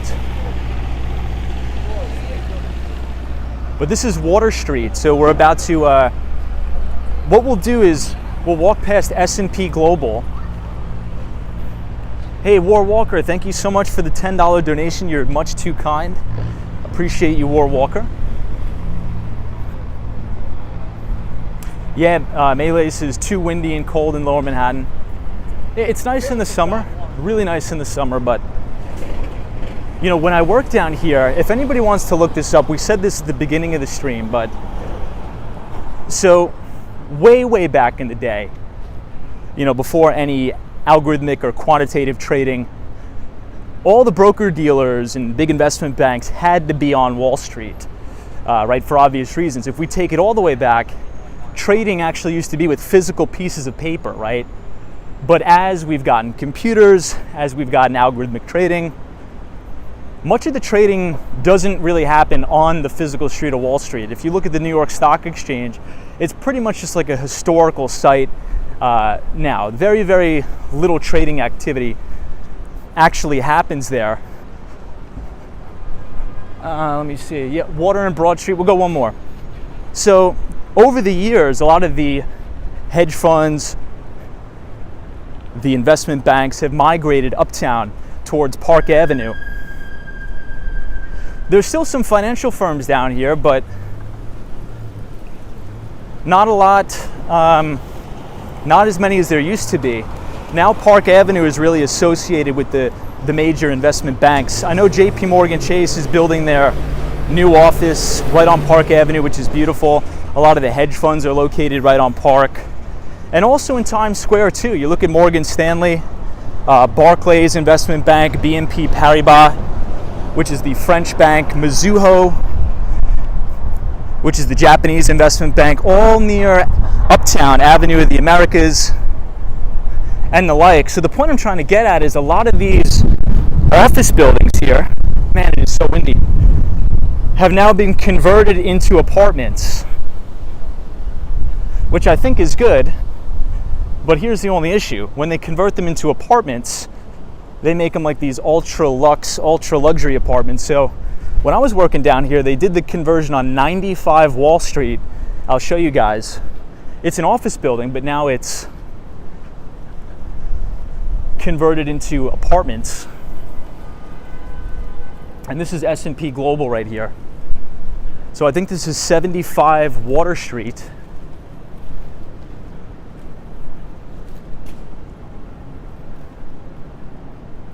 S&P Global. And we're going to pass my old stomping grounds in a minute. Back in my telecom days at 75 Water Street, which we had a beautiful view of the Statue of Liberty here from 75 Water.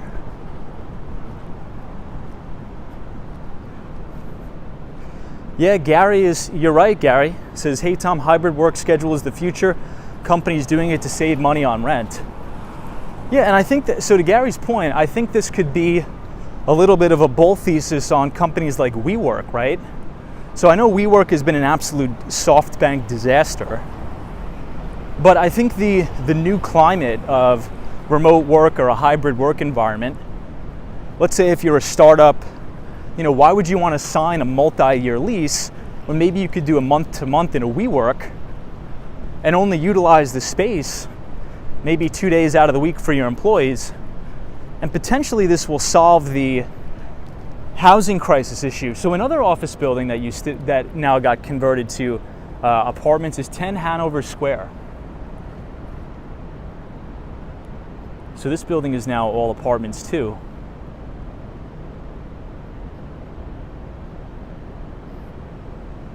Yeah, Lil Yells says, why use WeWork when you work out of the Panera Bread? That's true.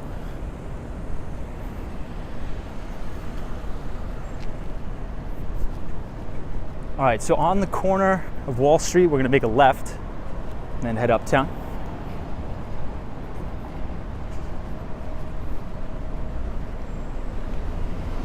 Here we are. I used to walk right in there.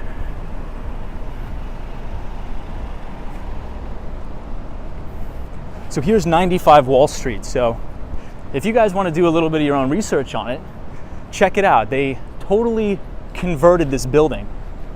Used to be offices, now it is luxury apartments. I think the cheapest apartment you can get there is maybe $3,500. I think that's a studio perhaps.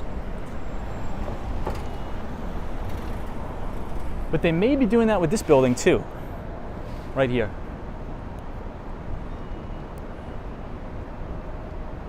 So one of the things that I propose is have the city come together with a lot of the large REITs that probably own a lot of these office buildings in the city, and let's just run an analysis. What are the vacancy rates in a lot of these office buildings? And then potentially, let's offer a very lucrative package. Here we go, 95 Wall. Luxury apartment building. What if we offer like a lucrative tax incentive to encourage developers to make a lot of these office buildings, convert them into more affordable units, so we don't have to trick it out with a billion swimming pools and massage centers. You could just make it a decent place for people to live, so we could flood some supply on the market and hopefully bring some prices down. So here we are, Wall Street, on the corner of Wall and Water. This building right here used to work right here, but now they did a gut renovation. There's no longer offices in here, and it's a hotel. So completely different. And this is only, just for some perspective, everybody that's watching the stream, all of this change has happened within the last, 7 years. So things are definitely changing quite rapidly here. Brand new hotel.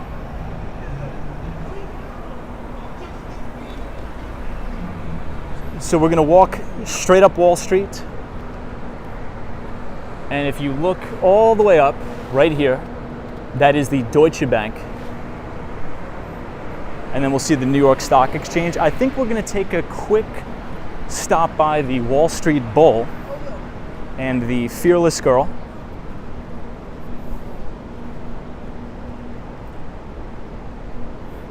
Autumn Beauty, yes.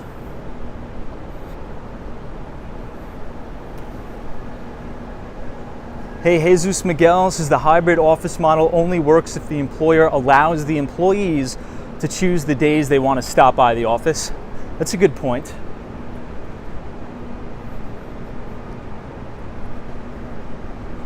That's a very good point. Hey, Tom from Midtown. Good to see you, Tom.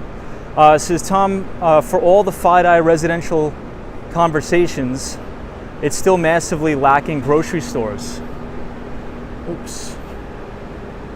That is true. You know, I think there used to be, you know where I used to go? I used to have to walk all the way to the Gristedes, which was Fulton Street. You know, now that I think about it, yeah, you're right. There's not too many grocery stores down here. I think the closest one is the Gristedes, right?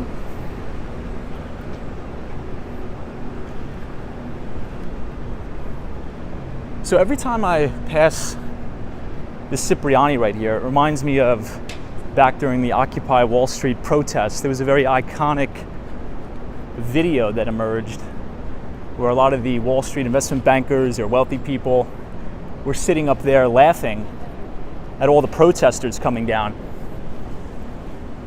And speaking of the Occupy Wall Street protests, I know I've talked about this particular video many times on the stream, but I think it's very important to talk about it again.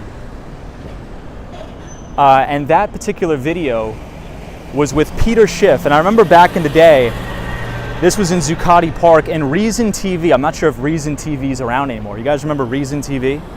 So Reason TV shot a special, shot like a 3-hour special with Peter Schiff, where he went down to Zuccotti Park and he held up a sign and he's like, I am the 1%, let's have a chat. And I think what he was trying to accomplish, Peter Schiff, with that talk, and it's up on YouTube, if you guys want to pull up a second window, or maybe leave the stream for a bit and just type in Peter Schiff, I am the 1%, and really watch that video. I think it's a good educational piece, and it really, to me, it gives off the appearance that we have a lot more in common than we think. So essentially it was all about the 2008 financial crisis and what really sparked the financial crisis. So instead of blaming capitalism for the great financial crisis, Peter Schiff's thesis is we should be blaming the Federal Reserve. We should be marching on the Federal Reserve and protesting Congress instead of saying capitalism is to blame for all of this. So check it out. I think it's a really, really good 2-hour special with Peter Schiff, CEO of Euro Pacific Bank, which I believe is in some hot water now in Puerto Rico. I think the Puerto Rican government has now frozen all of the assets and deposits of the depositors at Peter Schiff's Euro Pacific Bank. We talked about that before as well. So everybody, we are standing outside the beautiful New York Stock Exchange. It's one of my favorite places in the city. But I have some bad news. I'm going to turn around here for a minute and you'll see the very iconic Federal Hall. But you'll notice something. So Federal Hall is one of my favorite places in Lower Manhattan. You see the iconic George Washington statue here. But you'll notice all the scaffolding. Now, back when I was working down here, there was no scaffolding here. But I think the city came in and did inspections. So the building inspectors came. And there was egregious violations here at Federal Hall. So this scaffolding, unfortunately, will be up here for 10 years, as crazy as that may sound. And it kind of sucks because I used to have lunch right on the stairs here, and there used to be a ton of people congregating, taking pictures. It used to look amazing, but we're going to have to wait 10 years until we see the stairs here at Federal Hall again.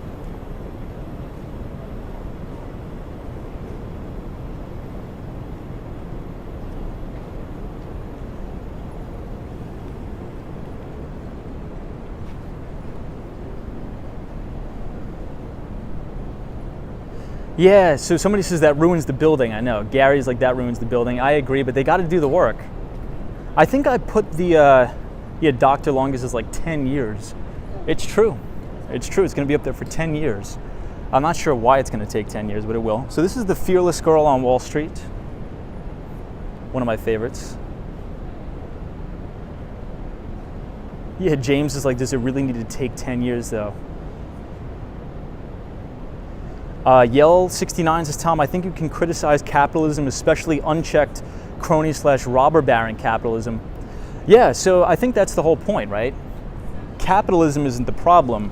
I think what we've been having as of late is essentially corporate socialism,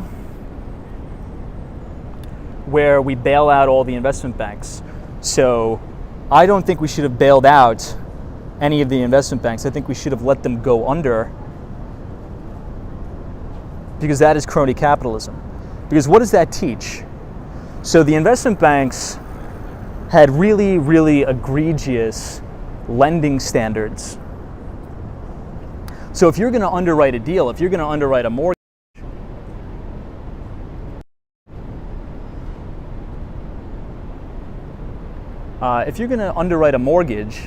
and you're just going to pass them out like hotcakes with adjustable rates and no income verification, no credit check, well, then I think you should be responsible if your customer defaults on the loan. Don't make the taxpayers bail you out. So I think that was the purpose of Peter Schiff going down to Occupy Wall Street. Don't say capitalism is the problem. Capitalism would have allowed the investment banks to fail, right? Capitalism would have taught Wall Street a lesson and essentially said, hey, if you want to write bad loans, if you want to be greedy, well, you're going to go under and you're going to lose your jobs. But what happened is we bailed out Wall Street with taxpayer dollars, right? So the average everyday person like you and me, we had to bail out all of these greedy investment bankers who essentially pretty much destroyed the global economy. Hey, EBITDA, read the book is here. It says, hey Tom, Walks from Wall Street, hope you had a good weekend. EBITDA, I have a quick question for you, man. I think you're just joining the stream, but we did a quick survey while we were on the Staten Island ferry, and we were taking a guess at the CPI numbers. So EBITDA, what do you think the CPI is going to come in at this Wednesday? What do you think? I think consensus on the stream is about 8.5%. So I'd love to know your guess.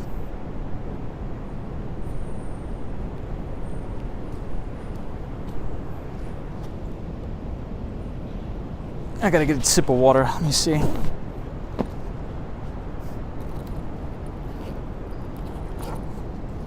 Somebody says, didn't the banks pay the money back with interest? Yeah, they did. But the problem is, here's where I have a little bit of an issue, right? Because as a salesperson myself, right, I'm in tech sales, a lot of these mortgage lenders and mortgage bankers, I view, they were, EBITDA says 8.7, 8.4, wow, okay. I respect that, EBITDA. So I think this is a new listing here, everybody. Ticker symbol QBTS, the Commercial Quantum Computing Company. Interesting, wow, I've never heard of it. Hey, Melissa 2087 says, just tuned in, where are we? We're standing right outside of the beautiful New York Stock Exchange and Federal Hall at the Fearless Girl. So where I have an issue, so let's actually take a look at the Mighty Bull and then let's head out of here because I got to get a train. The problem that I have is I believe that many people, especially when it relates to these adjustable rate mortgages, there's been many, many stories of people coming forward and saying, hey, my realtor, my mortgage banker, never told me that this was adjustable rate. So when interest rates went up, you had these massive balloon payments and people defaulted on their loans and lost their homes. So what happened there? The homes went back to the banks. The homes went back to the institutions, and the regular people like me and you were kicked out on the street. So even though, yeah, you could say we bailed out the banks, but they paid back the loans with interest, well, the customers are still out on their ass with no home. and the homes are returned back to the banks. So I just see a little bit of an ethics issue there, in my view. I think it comes down to an ethics issue.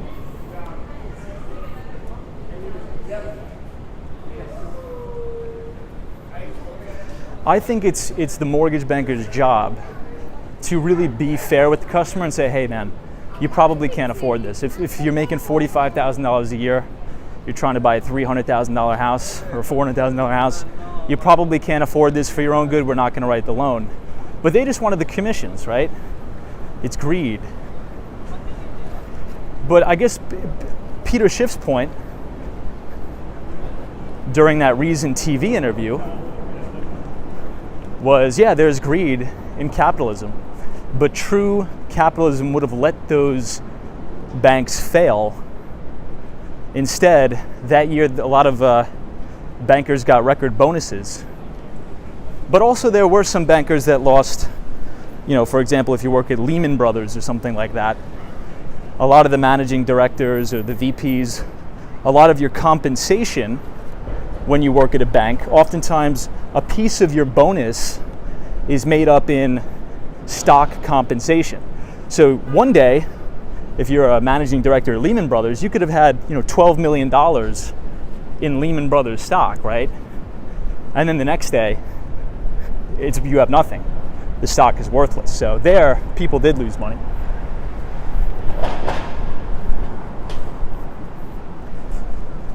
All right, everybody, let's check out the Wall Street Bull here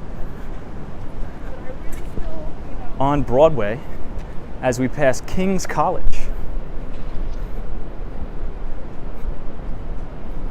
Hey, EBITDA says, hey Tom, have you been paying attention to everything going on in China with the bank runs in the real estate market? Yeah.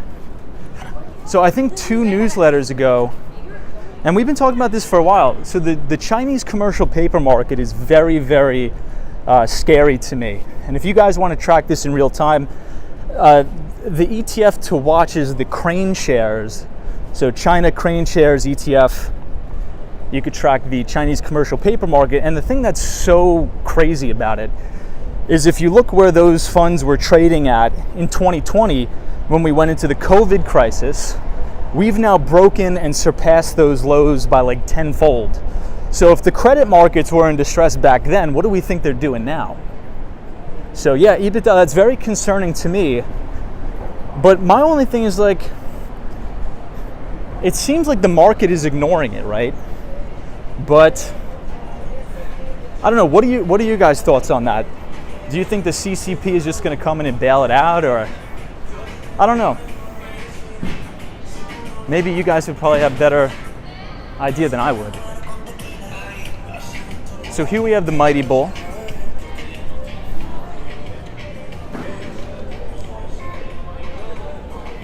Hey, Austin City Limits says, I think the housing market learned a big lesson from the 2008 and 2009 financial crisis. I think it did too.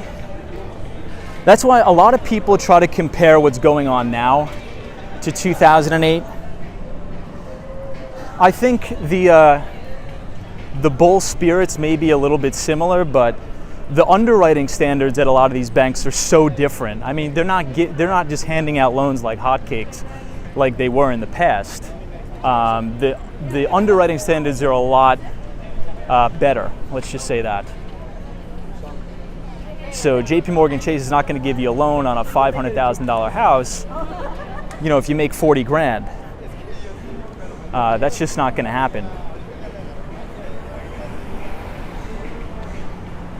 But what I do think is I think you'll see sub-segments of the housing market that went gangbusters after the pandemic. So let's think about places like Fort Lauderdale, Miami, Florida, places in Nevada like Las Vegas, Denver, Colorado. I think those particular markets that really took off and appreciated like 50%, I think those are probably going to have maybe a 15 to 20% correction, just because that's what they historically do too, right? If you look back to the markets that were hardest hit during the last housing downturn, which was 2008, the hardest hit markets actually was not in the Northeast at all.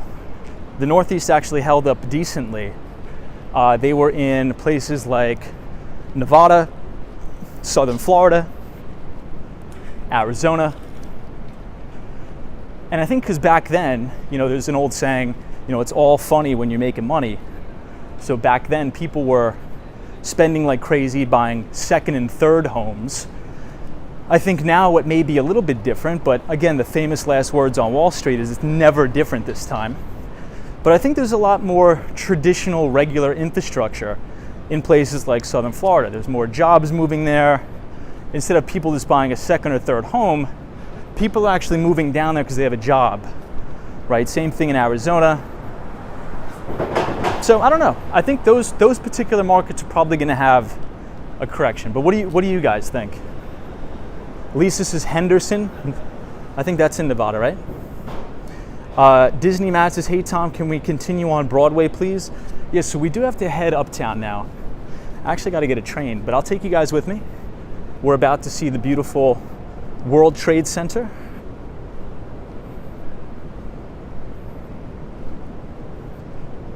Sherry says, Tom, I think October 2022 will be key. Hey, Asmurray6, thank you so much for the $20 donation. You were way too kind. Says, thank you for the adventure tonight. No problem. Thank you for joining. I appreciate it. Asmurray6, thank you so much. Very, very kind of you. As we pass Trinity Church, the world famous Trinity Church, Wall Street Station.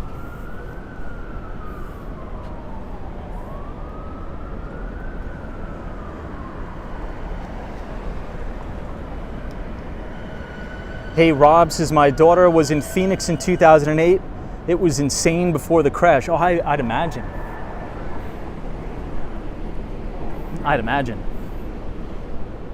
Bob says, mortgage underwriting standards have changed since 2008. You're spot on. You were correct. Jason 1 says, I'm eating cookies while watching this. Love that. I wouldn't expect anything less. So here we are at Wall Street.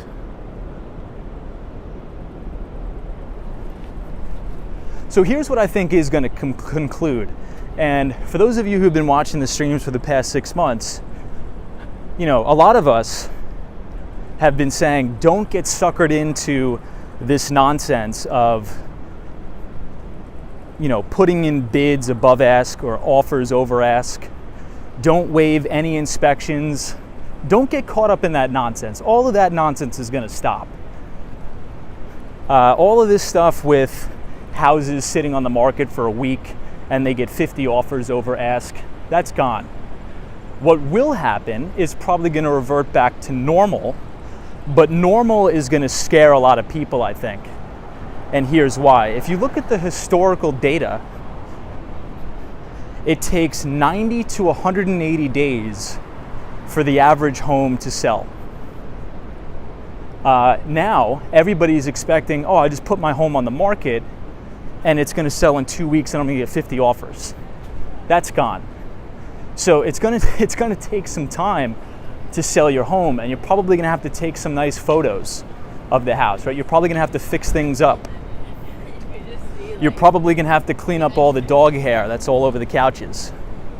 Right, so the sellers are probably going to have to do a little bit more legwork here instead of just expecting to fleece all the buyers. So right here, everybody, was the park where the I Am the 99% was filmed.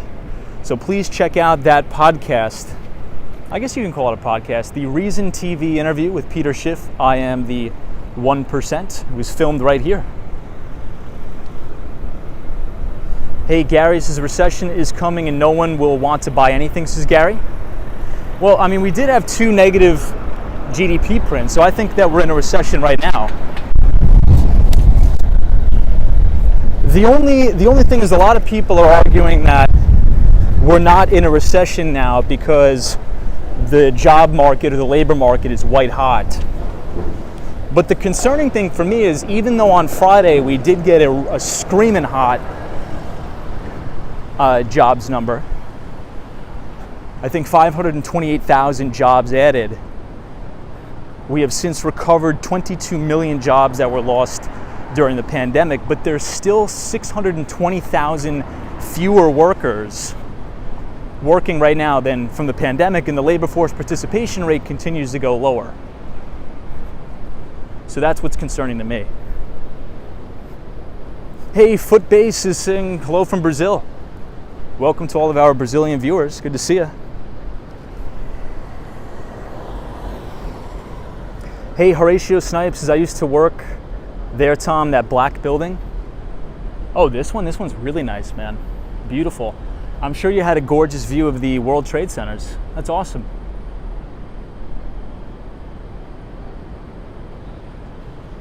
So this is Cortlandt Street and Broadway.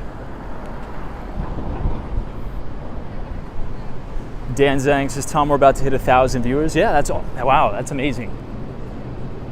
If you guys enjoyed the Staten Island ferry ride tonight and you want to join us tomorrow night, please hit the like button on the video and click the subscribe button if you're new. We go live in New York City and Miami about 5 days per week, and we'd love to have you. Sat12 says, Walks on Wall Street, real estate and banking crisis contribute to the possibility China invades Taiwan. So Sat12, I'm just going to be totally honest with you. I'm horrible with the foreign policy predictions. I think I'm just going to take some bench when it comes to the foreign policy predictions, because I'm not sure if you were on the streams when Russia, but right before Russia invaded Ukraine, I actually took a stance on the stream. Oh, this guy has a really nice board. Let's see if he does any tricks. I actually took the stance that, oh, Russia's never going to invade Ukraine. There's no way. They're just doing military drills. And everybody on the stream, I mean, in honesty, I can admit when I'm wrong. I don't have a crazy ego. Everybody on the stream is like, no, dude, Russia's going to pull the trigger here and invade. I'm like, there's no way. Lo and behold, they invaded Ukraine. So, I mean, I'm 0-1 on the foreign policy predictions. I don't think that China would ever invade Taiwan. But then again, where I think I got it wrong with Vladimir Putin is because I was assessing the situation as a rational, normal individual. And I didn't take into account that the person who's making the decision to invade Ukraine is not a rational, normal individual. It's Vladimir Putin. So, I mean, my guess is as good as yours. I mean, I really hope not. I really don't think that China would invade Taiwan. But everybody, check this out. This is the beautiful Oculus here. And you can have an amazing view of One World Trade Center, which is my second favorite building in New York City after the Seagram building. You guys thought I was going to say the Empire State Building, but no. My favorite building in New York is actually the Seagram building on Park Avenue. I really enjoy that building. Then I would say Empire, and then I'd say the Freedom Tower or One World Trade Center.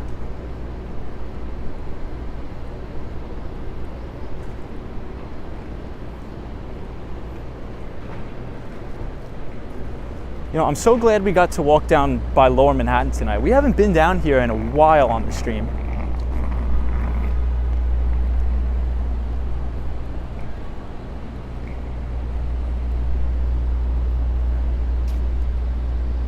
Wow, check this out.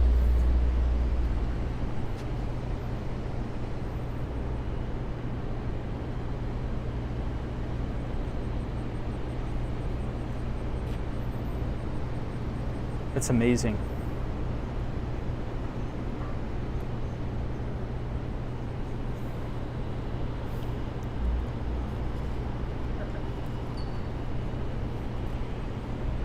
Roberts is the Mighty Bowl nearby. Yeah, if you rewind the stream a couple ticks, we were actually just at the Mighty Bowl.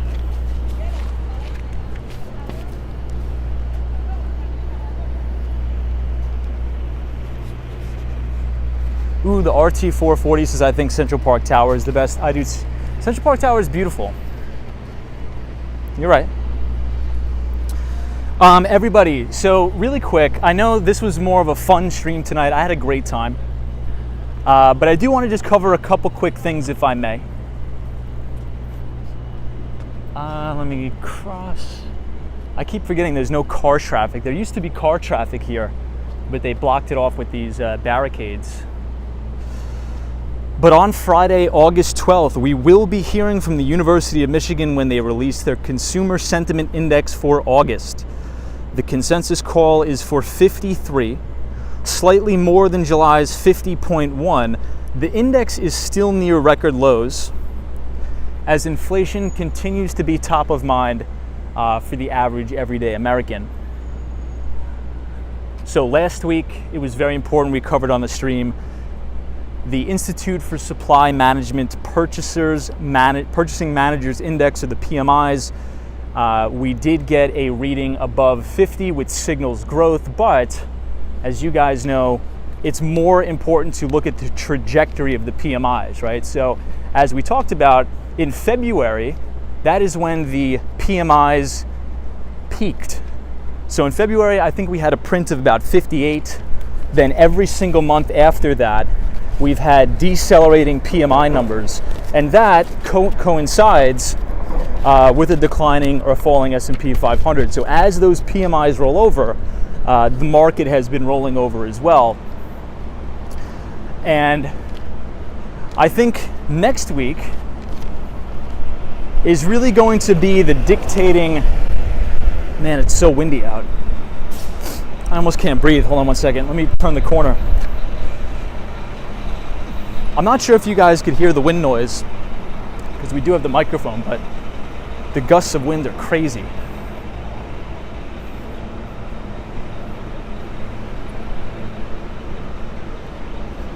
Hold on, just bear with me, guys. I'll turn right. Hopefully it'll break some of the wind. So next week is going to be the deciding factor in my eyes of if the Federal Reserve is going to go big on their interest rate hikes in September. And that's because we are going to get the CPI print. Now, I actually think the CPI print is going to decelerate here a little bit. The reason why I think that is because if you look at crude oil, we're down from a high of 130. We're now trading at, I think, $84 a barrel, ticker symbol CL. You see all the commodities rolling over here. So you look at copper rolling over. Look at lumber futures. Lumber futures are down almost 80% from record highs. So I think that's going to put a little bit of pressure on those CPI numbers. But, you know, as I think MBA Elias or maybe EBITDA said in the chat, where we could have a higher than expected inflation number is due to that jobs number we got. So Friday we got about 528,000 new jobs added with the labor force participation rate declining, which confirms the data that we also got that same day saying wages have gone up. So that has been causing a wage price spiral. So if there's a lower and lower talent pool available for employees to hire, well, that puts more power in the employees. And that means the employees are probably going to be asking for more pay. And when companies pay their employees more, you know, these are capitalistic companies, so they like to pass those costs on to consumers like me and you in the form of price increases. And we've been seeing this as we've been listening in to earnings conference calls. Prices have been going up, and many CEOs are justifying those price increases is because they're saying, well, our raw materials prices are going up and our wage pressures are going up. So they try to pass those costs on to consumers. Could potentially put some more pressure on the CPI. Yeah, David says no recession after that robust jobs number. Yeah, so David, you know, it's a good argument, I think, where I'm a little bit skeptical, and maybe David, you know, let me know if you agree with me or not, where I'm a little bit nervous about that jobs number. It goes back to the labor force participation rate declining. Now, I think everybody could say that it's good news that people are going back to work, right? At the beginning of the pandemic in 2020, in 2 months, think about how crazy this is, everybody. You know, there's an old saying on Wall Street that the market takes the elevator down and the stairs up. I think you could say the same thing about the jobs reports, and I mean jobs in general, right? It took 2 months during the pandemic to lose 22 million jobs, and it took 27 months to recover all of those jobs. So after last week's jobs numbers, to David's point, the US economy has now recovered all 22 million jobs that were lost during the pandemic. Now here's the bad news. The bad news is if you net everything out, there's still about 620,000 less workers in the labor force than pre-COVID. So that is why I still stick behind that I think we're in a recession. But then again, I think the country is pretty split 50-50 down the middle on that sort of argument. But I think the reason why the country is split 50-50 in the middle on that argument is because they're arguing from a political bias. To me, I'm not arguing from a political bias, because when we fell into recession, I don't blame it on Joe Biden, because I actually think recessions are very necessary for the long-term health and long-term growth of the economy. What I don't like, and let me know what you guys think about this, what I don't like is ever since 2008, it seems like any time we had a little bit of a hiccup in the stock market, everybody freaks out and we come running to the Federal Reserve to bail us out, to print all this money, to make interest rates bottom of the barrel so corporations can continue debt acquisition. And I think that just makes a managed market, right? That doesn't allow for companies to grow sustainably. You know, you look at much of the companies in the Russell 2000 now are zombie companies. The only way they exist is because they take on even more debt to service their existing debt. But if the Federal Reserve keeps increasing interest rates, it's going to be really hard for those zombie companies to service their debt as rates go up. But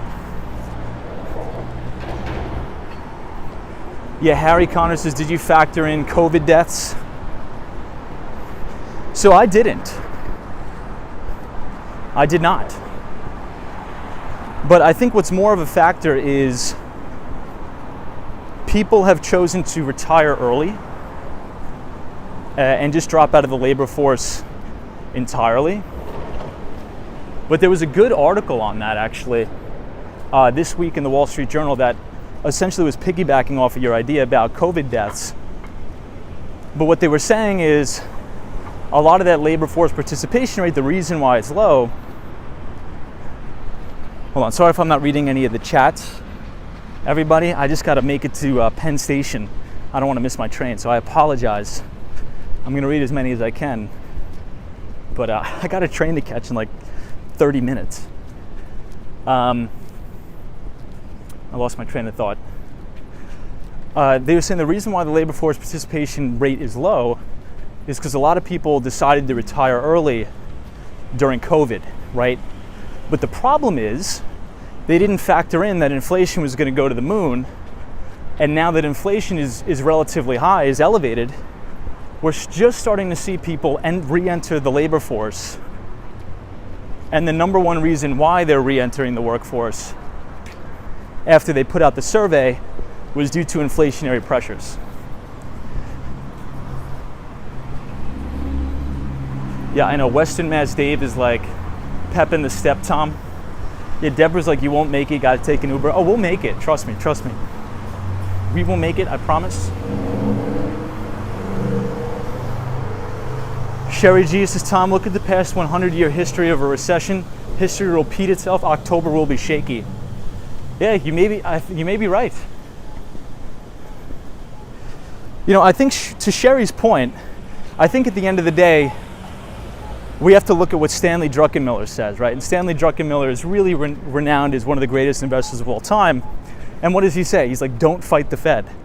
So if the Fed is going to continue raising rates, and let's say if they are going to expand the rate as they unwind their balance sheet, well, we could have another leg lower, to Sherry's point. Maybe.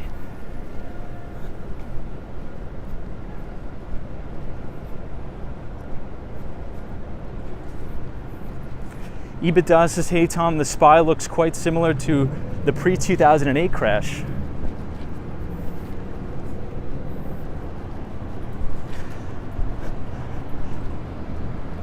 EBITDA, I think you're right. But it's interesting, it seems like a lot of people are bearish. It seems like everybody is saying, oh, we're going to get another leg lower. And we very well may do that, right? We may get another leg lower, but if we revert back to earnings season actually wasn't too bad this year. I mean, we still have a little bit of ways to go to finish up, but I was quite impressed by a lot of the tech companies. There wasn't as much margin compression as I had expected.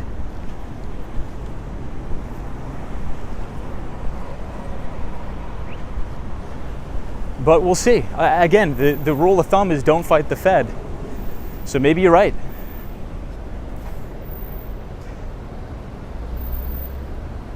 Baskin says, Tom, you won't make the train on time. Van says, I'm out of breath watching this. Hey, Minnesota Walking, what's up? Says, I saw that overlay. Please note that people have been posting those since the first crash. Yeah, I think a lot of people are bearish right now, right? And I think that's why, another piece of economic data that we're going to get this week, everybody, is the Small Business Sentiment Index. And it seems like consumer sentiment is at an all-time low. Small businesses' outlook on the economy is at an all-time low. There's a record amount of cash on the sidelines from hedge funds, institutional investors. Earnings came in all right. I mean, look, anything's possible, but there's a select few names here that I see value in, and I have been adding exposure in some of those names.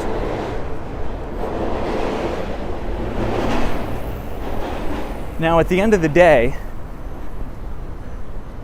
I want to try to focus on buying businesses that are doing well. But who knows? I guess we'll have to find out. I may have to end it early here, guys. I'm on 10%, and I do need my phone to get on the train, which is a bummer.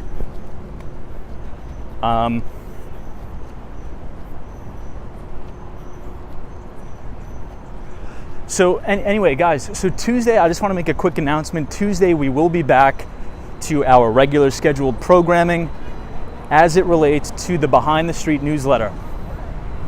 So if you want to receive the newsletter absolutely free, if you type !news,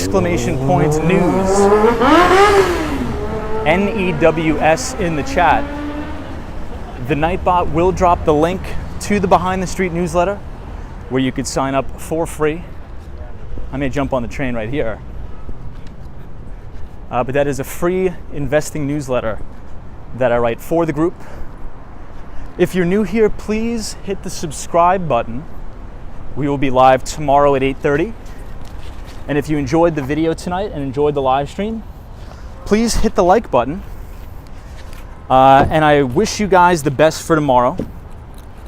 I hope everybody had a fantastic weekend. I had a lot of fun tonight.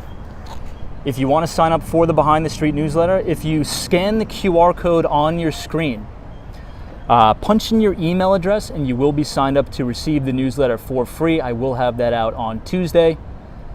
Everybody, you could do whatever you want next week, anything you want. The only thing you can't do is quit. Just don't quit. That's the only thing I ask. So everybody, I will see you next time. Have a great week. M-Wall on the Run, thank you so much for joining. Disney Matt, thank you so much. Photos from around New York, all of our great moderators, Deborah, Atomic Skittles, Western Mass Dave, Gary, everybody around the world, make it a fantastic week. Always stay positive, always stay optimistic. And to the Mighty Bull, have a good night wherever you are, because there's always a bull market somewhere. You just need to know where to look. I got to make it to Penn Station. You guys have a fantastic night. If you want to connect on Twitter, you could follow @WalksWallStreet. And I'll see you guys tomorrow. Have a good one, guys.